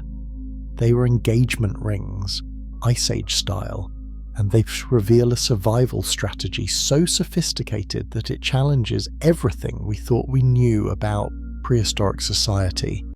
In a world of tiny bands scattered across frozen continents, finding a mate outside your immediate family group wasn't just socially preferable, it was absolutely mandatory for species survival. The genetic mathematics were unforgiving and left no room for error. A typical Ice Age band contained 25 to 30 people total. Of these, maybe 3 to 7 individuals would be in the right age range for marriage and reproduction. Half of these potential partners were your siblings, cousins, or other close relatives. Marry within your immediate family group and your children would suffer genetic disorders that meant certain death in Ice Age conditions. The solution our ancestors developed was breathtaking in its scope and sophistication, as geneticist Dr. Connie Mulligan explains. Ice Age humans created mate exchange networks that spanned thousands of square kilometers. These weren't random hookups between neighboring groups. They were carefully planned diplomatic missions that determined the genetic future of entire populations. The evidence for these prehistoric dating networks comes from multiple scientific sources that paint a picture of romance and survival intertwined in ways that Hollywood couldn't invent. Strontium isotope analysis of ancient teeth reveals where people grew up versus where they died. At Sungir in Russia, young adults buried 34,000 years ago show isotope signatures from regions 200 kilometers away. They had moved for marriage, leaving their birth families to join new communities. But how did isolated bands scattered across vast frozen landscapes even know that potential marriage partners existed in distant locations? The answer lies in aggregation sites. Special locations where multiple bands would gather seasonally for what can only be described as Ice Age speed dating with life or death stakes. Cavemen in France shows evidence of such gatherings that would transform the social landscape of prehistoric Europe. During annual reindeer migrations, this site hosted not 30 people but 300, 10 times the normal band size. Archaeologist Dr. Meg Conkey jokes that it was basically Tinder for the Stone Age, but with much higher stakes because genetic diversity meant the difference between thriving communities and extinction. The material evidence for these marriage networks is striking and reveals a sophistication that rivals modern social media for connecting people across vast distances. Jewelry styles, specific bead types, pendant designs, and decorative patterns spread along predictable routes that follow marriage connections rather than random trade relationships. A woman buried at Pavlov Hills in the Czech Republic wore beads matching styles from sites 400 kilometers away. She likely brought them from her birth community when she moved to marry into a distant band. Personal ornaments served as identity markers in a world without photographs or written records. Shell types indicated coastal origins for people who had grown up near the sea. Amber meant Baltic connections for those from northern regions. Specific animal tooth pendants showed group affiliation and social status. In a world without Facebook profiles or dating apps, jewelry was your personal advertisement and family history all rolled into one. The logistics of these prehistoric dating networks stagger the modern imagination. Young adults walked hundreds of kilometers through glaciated landscapes, facing deadly predators and extreme weather, all to find genetic partners who could ensure their community's survival. But ethnographic evidence from recent hunter-gatherer societies shows that similar long-distance marriage patterns were common and essential. Australian Aboriginal groups maintained marriage networks across continental scales that connected communities separated by distances that required months of travel. These weren't one-way trips either. Genetic evidence shows bidirectional movement in Ice Age Europe, suggesting complex alliance systems where communities exchanged marriage partners in both directions. A woman might move from her birth band to her husband's community, but her brothers would seek wives from entirely different groups, creating web-like connections that spread across the entire landscape. These marriage networks created safety nets that went far beyond genetic diversity. At Kebra Cave in Lebanon, archaeologists found what might be history's first love token, a fox-tooth pendant with microscopic traces of red pigment that had been worn against human skin for years. The pigment transfer suggests intimate contact over extended periods. We'll never know the full story, but someone cared enough about this small ornament to carry it from Europe to the Middle East. If you're moved by these ancient love stories, please take a moment to subscribe and hit that like button. Human connections across time and space deserve to be remembered and celebrated. These personal ornaments had what archaeologist Dr. Clive Gamble calls biographies. They moved with people, accumulated memories and significance, and symbolized relationships that could span decades and continents.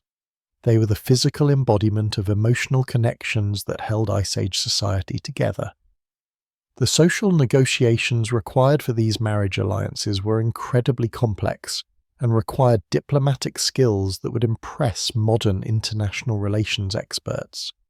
Which communities provided more marriage partners to maintain balanced relationships? How were long-term alliances maintained across generations? What happened when partnerships failed or communities moved to new territories? Modern forager societies reveal elaborate protocols for marriage negotiations, gift exchanges that could take years to complete, ritual competitions that established social hierarchies without actual warfare, multi-generational negotiations that created alliances lasting for centuries. Language barriers were probably minimal across Ice Age Europe. Linguistic analysis suggests that the continent had far fewer distinct languages than exist today. Marriage networks would have created pressure for communication standardization across regions, because successful courtship requires conversation, shared understanding, and emotional connection. The genetic evidence for the success of these marriage networks is absolutely unequivocal. Despite small population sizes and harsh survival conditions, Ice Age humans maintained remarkable genetic diversity, with no signs of the systematic inbreeding that should have occurred in isolated populations. Mitochondrial DNA studies show female movement patterns across thousands of kilometers. Y chromosome analysis reveals male migration routes that connected distant communities. Both sexes were traveling for love, and their genetic legacies prove that these romantic journeys were successful. But perhaps most remarkably, these marriage networks survived every catastrophe that Ice Age Europe could throw at them. During the last glacial maximum, when populations crashed and bands scattered to isolated refugia, marriage connections endured. Ornament styles continued spreading across vast distances. Genetic diversity was maintained even when survival seemed impossible. At El Mirón Cave in Spain, the Red Lady tells one of these survival love stories. Buried 19,000 years ago during the height of the Ice Age, she wore ornaments from multiple regions scattered across Europe. Isotope analysis shows she grew up somewhere else entirely, and was brought to this cave by people who loved her enough to transport her body to a sacred location, cover her in precious red ochre, and surround her with flowers. These ancient marriage networks did much more than prevent genetic disorders. They spread technological innovations as new hunting techniques, tool-making methods, and survival strategies moved along the same routes that connected hearts. They created diplomatic safety nets where communities facing resource failures could find refuge with their marriage allies. They built peace by making it difficult to fight your in-laws and their extended families. Dr. Penny Spikins, who studies Ice Age social relationships, offers this perspective. We think of romance as a modern luxury, but Ice Age humans loved, courted, negotiated marriages, and suffered heartbreak just like we do. Their emotional lives were as complex as ours, but the stakes were higher because love was literally a matter of species survival. The DNA traces found on beads at Dolní Věstonice show that multiple individuals had handled these precious objects over years or decades. These were gifts passed between lovers, family heirlooms carried to new homes, tokens of affection that connected hearts across impossible distances. In our next chapter, we'll explore the lost continent that served as a meeting place for some of these marriage networks, the mysterious land of Beringia that connected two worlds and created the bridge to humanity's greatest expansion. Chapter 12. The Lost Continent of Beringia. Picture. This. You're standing on a vast grassland that stretches beyond the horizon in every direction. To the west lies Siberia with its endless steppes and scattered hunting bands. To the east lies Alaska with its massive game herds and untouched territories. But you're not standing on either continent. You're standing on a ghost land that no longer exists anywhere on Earth. Welcome to Beringia, the lost world that connected Asia to America for thousands of years. This wasn't just a narrow ice bridge that people hurried across in desperation. For 5,000 years, this was home to thriving human communities who made this vanished continent the center of their world. The numbers are staggering and will change everything you thought you knew about the peopling of the Americas. When sea levels dropped 400 feet during the last glacial maximum, Beringia emerged as a landmass twice the size of Texas. That's not a precarious ice corridor. It's an entire subcontinent complete with its own ecosystems, weather patterns, rivers, lakes, and human cultures that developed in isolation for millennia. To John Hoffaker, who has spent decades studying this lost world, calls it the center of the world for Ice Age humans, and the archaeological evidence proves he's not exaggerating. Recent discoveries have revealed that people didn't rush across Beringia in a desperate sprint to reach the Americas.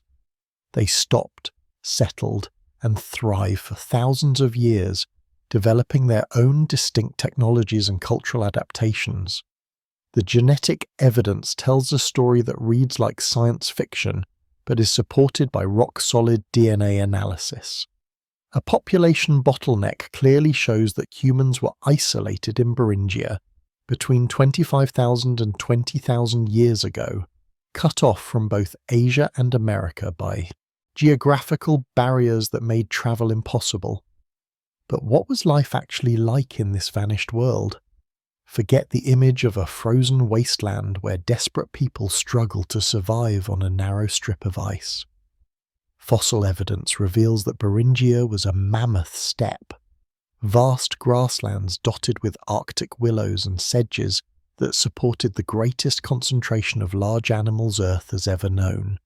The landscape looked more like modern Mongolia than the Arctic Ocean that covers it today. Herds of mammoths, bison, horses, and caribou moved across grasslands that could support more animal biomass per square mile than the African Serengeti. This was paradise for hunting peoples who had perfected Ice Age survival technologies. These Beringians weren't struggling to survive in a marginal environment. They were adapting, innovating, and developing specialized technologies perfectly suited to their unique homeland. Archaeological sites from this period show evidence of sophisticated hunting tools, advanced clothing technologies, and complex social organization that rivals anything found in Europe or Asia. But if Beringia was such a paradise, why did people eventually leave? The answer reveals one of the most dramatic chapters in human migration history. Even when the Beringian land bridge existed, two massive ice sheets, the Laurentide and Cordilleran glaciers, blocked the route south into the Americas like gigantic frozen walls. Beringia became a waiting room at the gates of two continents. The people who lived there developed into a distinct population with their own genetic markers, their own cultural innovations, and their own ways of life that were perfectly adapted to their isolated homeland. Then, around 16 to 500 years ago, something dramatic happened that would change the course of human history. The ice sheets began to retreat, opening coastal routes and river valleys that had been blocked for thousands of years. For the first time in millennia, the path to the south was clear. What happened next was one of the fastest colonizations in human history. Within just 2,000 years, humans had spread from Alaska to the tip of South America, a distance of over 15,000 kilometers covered in less time than it takes for a single human generation to grow up. But this wasn't random wandering by desperate refugees. These were the descendants of people who had spent 5,000 years perfecting survival in Earth's harshest environments. They carried with them technologies, knowledge, and genetic adaptations that had been refined in the ultimate survival laboratory. If you're amazed by this lost chapter of human history, please subscribe and hit that notification bell. We're uncovering migrations that shape the modern world, and there's so much more incredible discoveries ahead. The speed of this expansion challenges every assumption about prehistoric human capabilities. Archaeological sites show that people reached Monteverde in Chile by 14 to 500 years ago, just 2,000 years after the ice sheets retreated. That's an average movement rate of 7.5 kilometers per year across unknown terrain, filled with dangerous animals, hostile climates, and geographical obstacles. But the Beringians were uniquely prepared for this expansion. They had developed technologies for surviving in any environment Earth could provide. They knew how to hunt massive animals with Stone Age weapons. They could create clothing that worked in any climate. They had social systems that allowed small groups to function effectively across vast distances. Today, Beringia lies beneath the Bering and Chukchi seas, but its legacy lives on in ways that most people never realize. The DNA of every indigenous American carries markers that can only be traced back to this lost continent. Archaeological sites from Montana to Chile show tool technologies that were first developed in Beringian workshops. Most importantly, Beringia teaches us something profound about human migration and adaptation. Sometimes the greatest journeys require the patience to stop and wait for the right moment. The people who would eventually populate 2 continents spent millennia preparing for that expansion by perfecting their survival skills in one of Earth's most challenging environments. The lost continent of Beringia wasn't just a bridge between worlds, it was a crucible that forged the Americans. And in our next chapter, we'll explore what happened when those perfectly adapted humans encountered the giants that ruled the Ice Age world. The story of the Great Extinction is coming up next, and it will challenge everything you think you know about the relationship between humans and megafauna. Chapter 13. When Giants Walked the Earth. Stand in any natural history museum and gaze up at the towering skeleton of a woolly mammoth. Look at those massive curved tusks, each one weighing as much as a small car. Study that enormous skull built to support a brain that was actually larger than a modern elephant's. Now imagine this. In just 2,000 years, a blink of an eye in geological terms, these giants vanished from Earth forever. Along with them disappeared giant ground sloths the size of automobiles, saber-toothed cats with fangs like daggers, dire wolves that could crush bones with their jaws, cave bears larger than modern grizzlies, and dozens of other megafauna that had dominated the planet for millions of years. The question that has haunted scientists for decades is elegantly simple. Who killed them? The answer is anything but simple, and it's about to challenge everything you believe about human nature and our relationship with the natural world. Professor Paul Martin fired the first shot in this scientific war with his Blitzkrieg hypothesis. His argument was brutal in its simplicity. Humans arrived, megafauna died, case closed. It's like following a trail of blood through time, he argued. Wherever humans showed up on Marzulnian, previously uninhabited continents, mass extinctions followed within centuries. The evidence seemed damning when you plotted it on a world map. In Australia, megafauna disappeared 46,000 years ago, suspiciously close to when humans first arrived on the continent.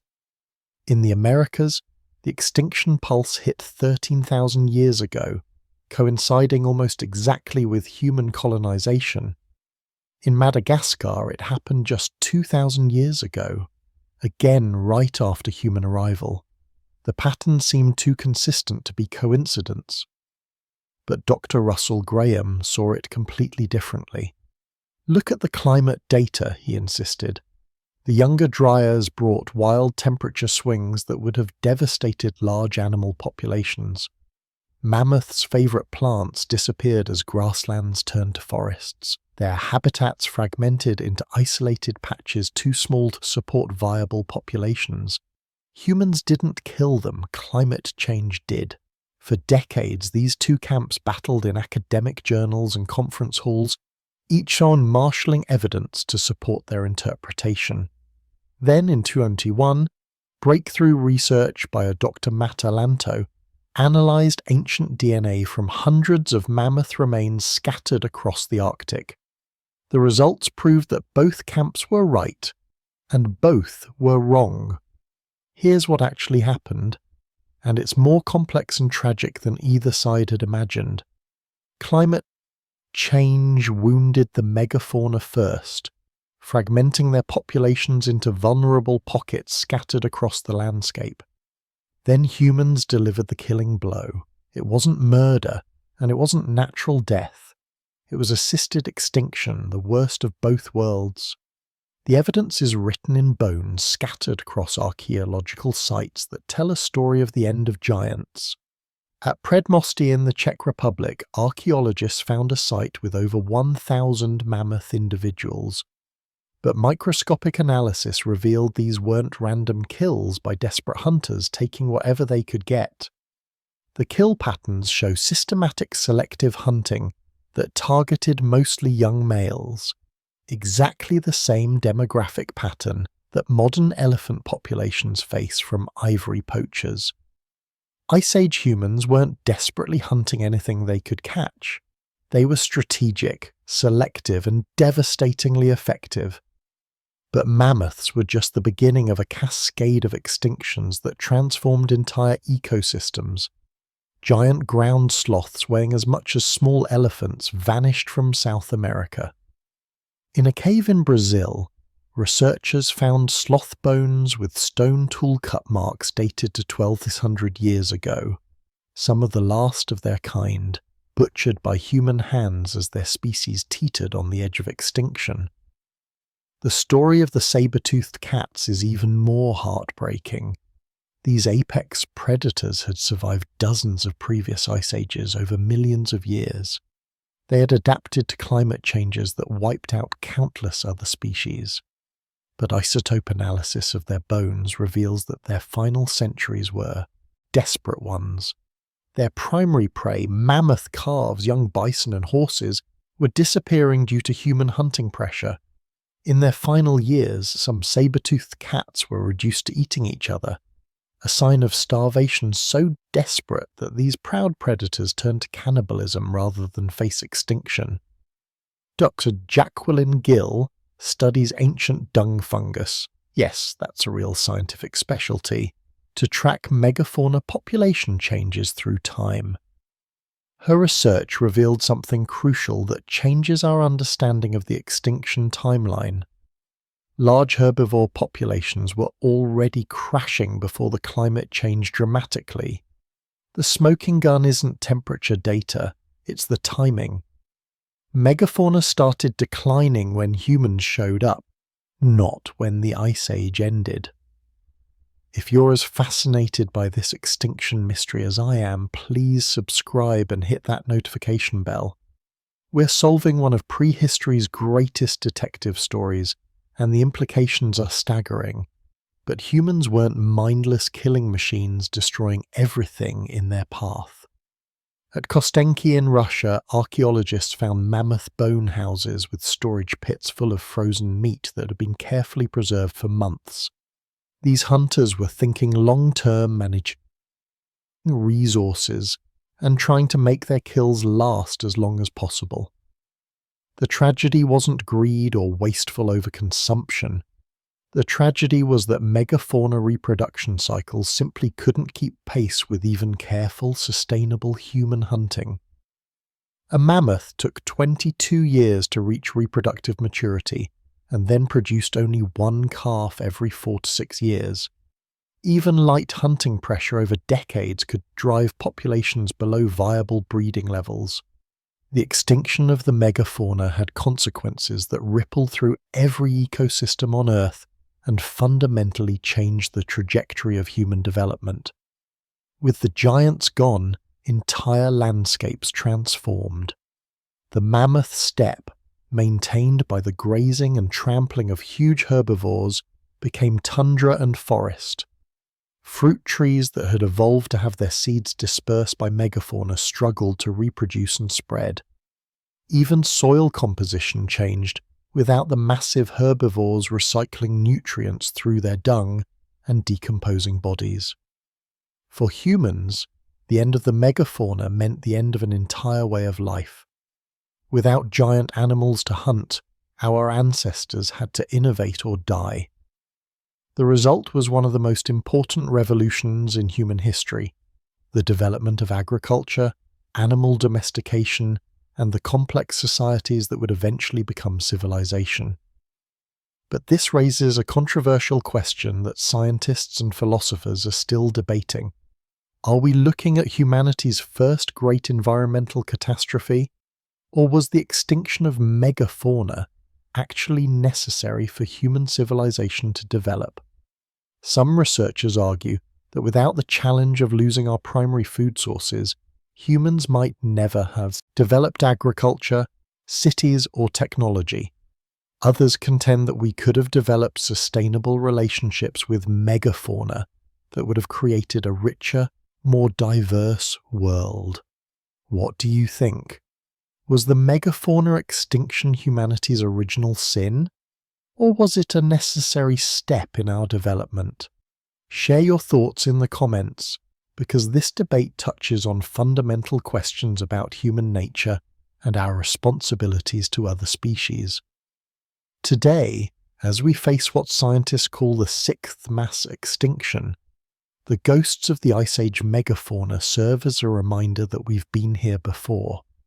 We are both the asteroid that destroys worlds and the survivors who adapt to the new reality we create. In our next chapter, we'll explore how the children who grew up in this transformed world without giants had to develop entirely new ways of being human. The story of the first post-megafauna generation is coming up next. Chapter 14: Children of the Ice Age. In the depths of Beringia cave on the Italian coast, archaeologists made a discovery that brings tears to their eyes every time they discuss it. A young boy, perhaps 10 years old, buried 23,000 years ago with more care and ceremony than many modern funerals provide. His small body was covered in red ochre, precious pigment that had to be carried from deposits hundreds of kilometers away. Around him lay 400 perforated shells arranged in complex patterns that told the story of his short life. A cap adorned with shells, clothing decorated with bone pendants, and tools sized for his small hands. But here's what stops researchers in their tracks. This child lived with severe developmental disabilities that would have required constant care. In a world where every calorie mattered and survival was never guaranteed, someone loved this boy enough to feed him, protect him, and carry him along on migrations that covered thousands of kilometers. This is the story of Ice Age childhood, and it's going to challenge everything you thought you knew about prehistoric life and death, love and survival, and what it truly means to be human. The traditional image of Ice Age childhood is grim, short, brutal lives where only the strongest survived, where disabled children were abandoned and where childhood itself was a luxury that couldn't be afforded. The archaeological evidence tells a completely different story, one of communities that valued their children so highly they were willing to risk everything to keep them alive. Dr. Jennifer Thompson, who studies prehistoric childhood, made a discovery that changed her entire understanding of Ice Age society. At multiple sites across Europe, she found evidence of adults who had survived childhood injuries and disabilities that should have been fatal in prehistoric conditions. At Shanidar Cave, a Neanderthal child lived to adolescence despite being born with spina bifida. At Kafzeh Cave, a child with severe cranial deformities received the same elaborate burial treatment as healthy individuals. At Dolny Vestonike, children with various disabilities were not only kept alive, but were buried with the same rich grave goods as adults. These weren't societies practicing survival of the fittest, Thompson explains. These were inclusive communities that found ways to care for everyone, including children who couldn't contribute to their own survival. The learning process for Ice Age children was intense and began almost from birth. Archaeological sites reveal miniature tools, not toys, but functional implements sized for small hands. At several locations, researchers have found what can only be described as prehistoric training programs. Practice spear points made from softer materials that wouldn't injure a child learning to throw. Miniature fire-making kits with smaller strikers and tinder bundles designed for young fingers to manipulate. Even tiny needles with larger eyes that allowed children to practice the sewing skills that would mean life or death in adulthood. But perhaps most remarkably, children learned by playing games that were actually survival training in disguise. Modern hunter-gatherer societies show us how this worked. Children's games that taught tracking, hunting strategies, plant identification, and social cooperation, all disguised as fun activities that kids would want to participate in. The archaeological evidence suggests Ice Age children learned through a combination of formal instruction and hands-on experience that would make modern educational systems look primitive by comparison. By age 5, they were contributing to family survival. By 10, they had mastered technologies that modern humans need months to learn. By 15, they were fully functional adults capable of keeping themselves and others alive in Earth's harshest environment. Children's graves reveal something else that challenges our assumptions about prehistoric priorities. Toys. Not crude stick figures or random objects, but carefully crafted miniature animals, dolls with movable joints, and musical instruments sized for small hands. At Malta in Siberia, researchers found ivory birds so finely carved that individual feathers are visible under magnification. These weren't religious objects or practical tools, they were toys created by parents who loved their children enough to spend precious time and materials on objects that served no survival function except to bring joy to a child's life.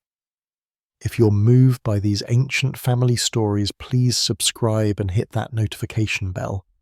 We're discovering love that transcends time, and these children's voices deserve to be heard across 25,000 years. The nutrition and healthcare that Ice Age children receive challenges every assumption about prehistoric medicine and child rearing. Isotope analysis of children's bones reveals diets that were often better than those of adults. Clear evidence of food sharing that prioritize growing bodies over adult needs. At several sites, children's bones show evidence of medical treatment that required sophisticated knowledge of anatomy and healing. Broken bones that were properly set and healed without permanent disability. Evidence of trepanation, skull surgery, performed on children and adults who survived the procedures. Herbal treatments whose traces can still be detected in dental calculus after 30,000 years. The famous flower burial at Shanada Cave might actually be a child's grave surrounded by medicinal plants, a prehistoric pharmacy designed to comfort a sick child or honor a young life that couldn't be saved despite the community's best efforts. But childhood in the Ice Age wasn't just about survival and training. It was about cultural transmission on a scale that modern education systems struggle to match. Children were living libraries who carried forward thousands of years of accumulated knowledge. They memorized plant locations, animal behavior patterns, weather prediction techniques, navigation methods, tool-making procedures, and social protocols that took decades to master completely. This information couldn't be written down or stored in books. It lived only in human memory, passed from generation to generation through stories, songs, and hands-on teaching. The pressure on Ice Age children to learn and remember was enormous, but the archaeological evidence suggests they rose to the challenge in ways that would amaze modern educators. By adulthood, they possessed encyclopedic knowledge about their environment that allowed them to survive in conditions that would kill a modern human within hours. Family structures revealed through burial patterns and genetic analysis show that Ice Age communities went to extraordinary lengths to protect their children. Multi-generational families where grandparents, parents, aunts and uncles all contributed to child rearing. Adoption practices that ensured orphaned children found new families. Community support networks that shared the responsibility for raising the next generation. At Sungir, genetic analysis revealed something beautiful. The elderly woman buried there wasn't biologically related to the children found nearby. She was caring for children who weren't her genetic grandchildren.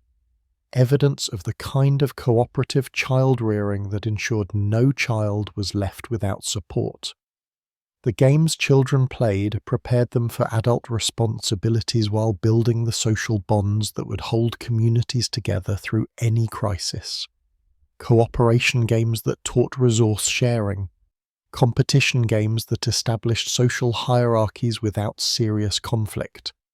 Role-playing games that allowed children to practice adult behaviors in safe environments.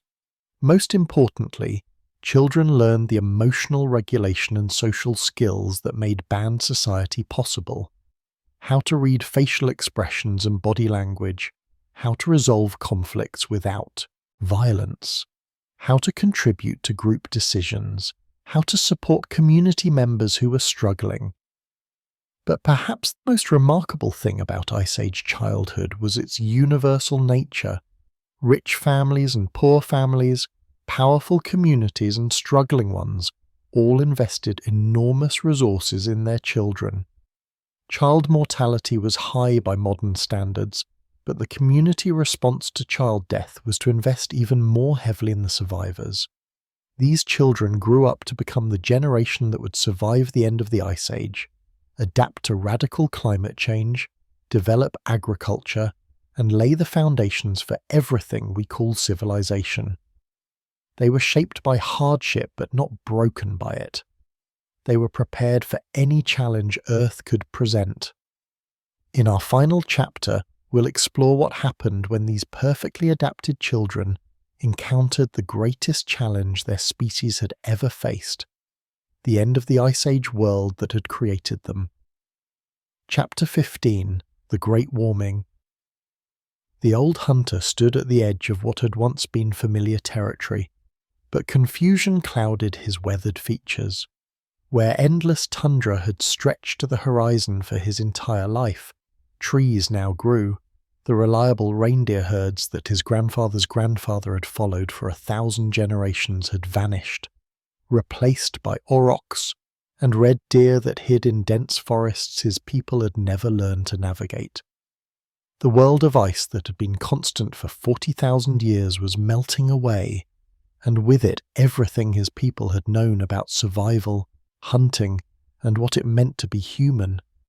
Climate change wasn't coming, it was here, and it was rewriting the rules of existence faster than anyone could adapt. 15,000 years ago, the Great Melt began in earnest as Earth's climate system emerged from its long-frozen slumber. But this wasn't the gentle, gradual warming that we might imagine. Dr. Conrad Huygens' ice core data reveals the shocking truth about how fast climate change can actually happen when natural systems reach their tipping points. Temperatures rose 18 degrees Fahrenheit in some regions in just 50 years. To put that in perspective, imagine Chicago developing the climate of New Orleans before a single human generation could adapt to the change.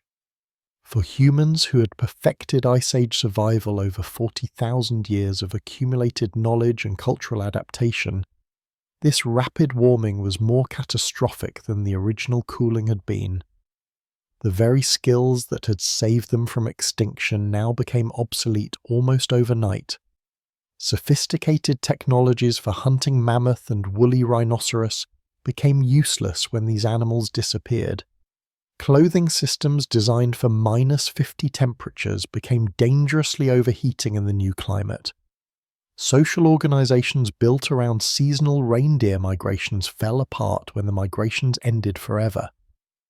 At Starcar in England, archaeologists found the remains of the last hunter-gatherers desperately trying to maintain their traditional way of life as the world changed around them. The site, dated to 11,000 years ago, shows evidence of desperate innovation by people whose entire cultural system was becoming irrelevant. Wooden platforms built over newly formed wetlands where solid ground used to be. Specialized tools for hunting forest animals that their ancestors had never encountered. Deerskull headdresses that may have been shamanic attempts to understand and control the changing spiritual landscape. These weren't thriving communities adapting to new opportunities. These were struggling survivors watching their world disappear. But the biggest shock came from dietary analysis. Dr. Nikki Milner's isotope studies revealed a sudden dramatic shift from the varied diets that had sustained Ice Age communities to heavy reliance on fish and other aquatic resources. The great herds were gone. The diverse plant foods were changing to species no one knew how to process. These master survivalists who had conquered Earth's harshest environment were reduced to living primarily on pike and perch. The social upheaval was even more dramatic than the environmental changes.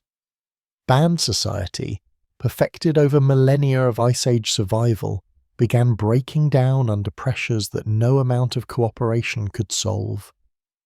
At Lepensky Vir on the Danube River, archaeologists see something unprecedented in the human record. Permanent settlements with house foundations, formal cemeteries with hierarchical burial treatments, and evidence of social stratification. The egalitarian world of the Ice Age, where leadership was situational and resources were shared equally, was stratifying into something recognizably similar to later agricultural societies. Dr. Brian Hayden calls it the end of the original affluent society, and the transformation was as radical as anything in human history. Ice Age hunter-gatherers had worked perhaps 20 hours per week to meet all their survival needs. Early farmers worked 40 to 60 hours per week and had worse nutrition, higher infant mortality, and more violence. Health declined, lifespan shortened, but population exploded as people adapted to the new world through sheer numbers rather than efficiency. This raises one of the most controversial questions in human history. Why did our ancestors choose agriculture? Why trade health, leisure, and freedom for back-breaking labor, social inequality, and constant worry about crop failures? The answer lies in what researchers call the demographic trap. As the climate warmed and became more stable, human populations grew beyond what hunting and gathering could support. Territories that had once supported a single band now held 3 or 4 groups competing for the same resources. For the first time in human history, there was nowhere else to go. Every habitable territory was occupied. The old solution to resource conflicts, fission and movement to new areas no longer worked because no empty areas remained.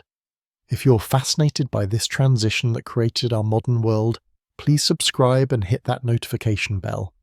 We're witnessing the birth of civilization itself, and the implications echo through every aspect of our lives today. At Göbekli Tepe in Turkey, we see humanity's response to this unprecedented crisis. Massive stone circles carved with images of Ice Age animals were built by hunter-gatherers 1,100 years ago, some of the oldest monumental architecture in human history. Dr. Klaus Schmidt, who excavated this remarkable site, called it the last stand of the hunter-gatherers. These weren't temples to agricultural gods or monuments to settled civilization. They were memorials to a dying way of life, built by people who understood that their world was ending and wanted to create something permanent to remember what they had lost.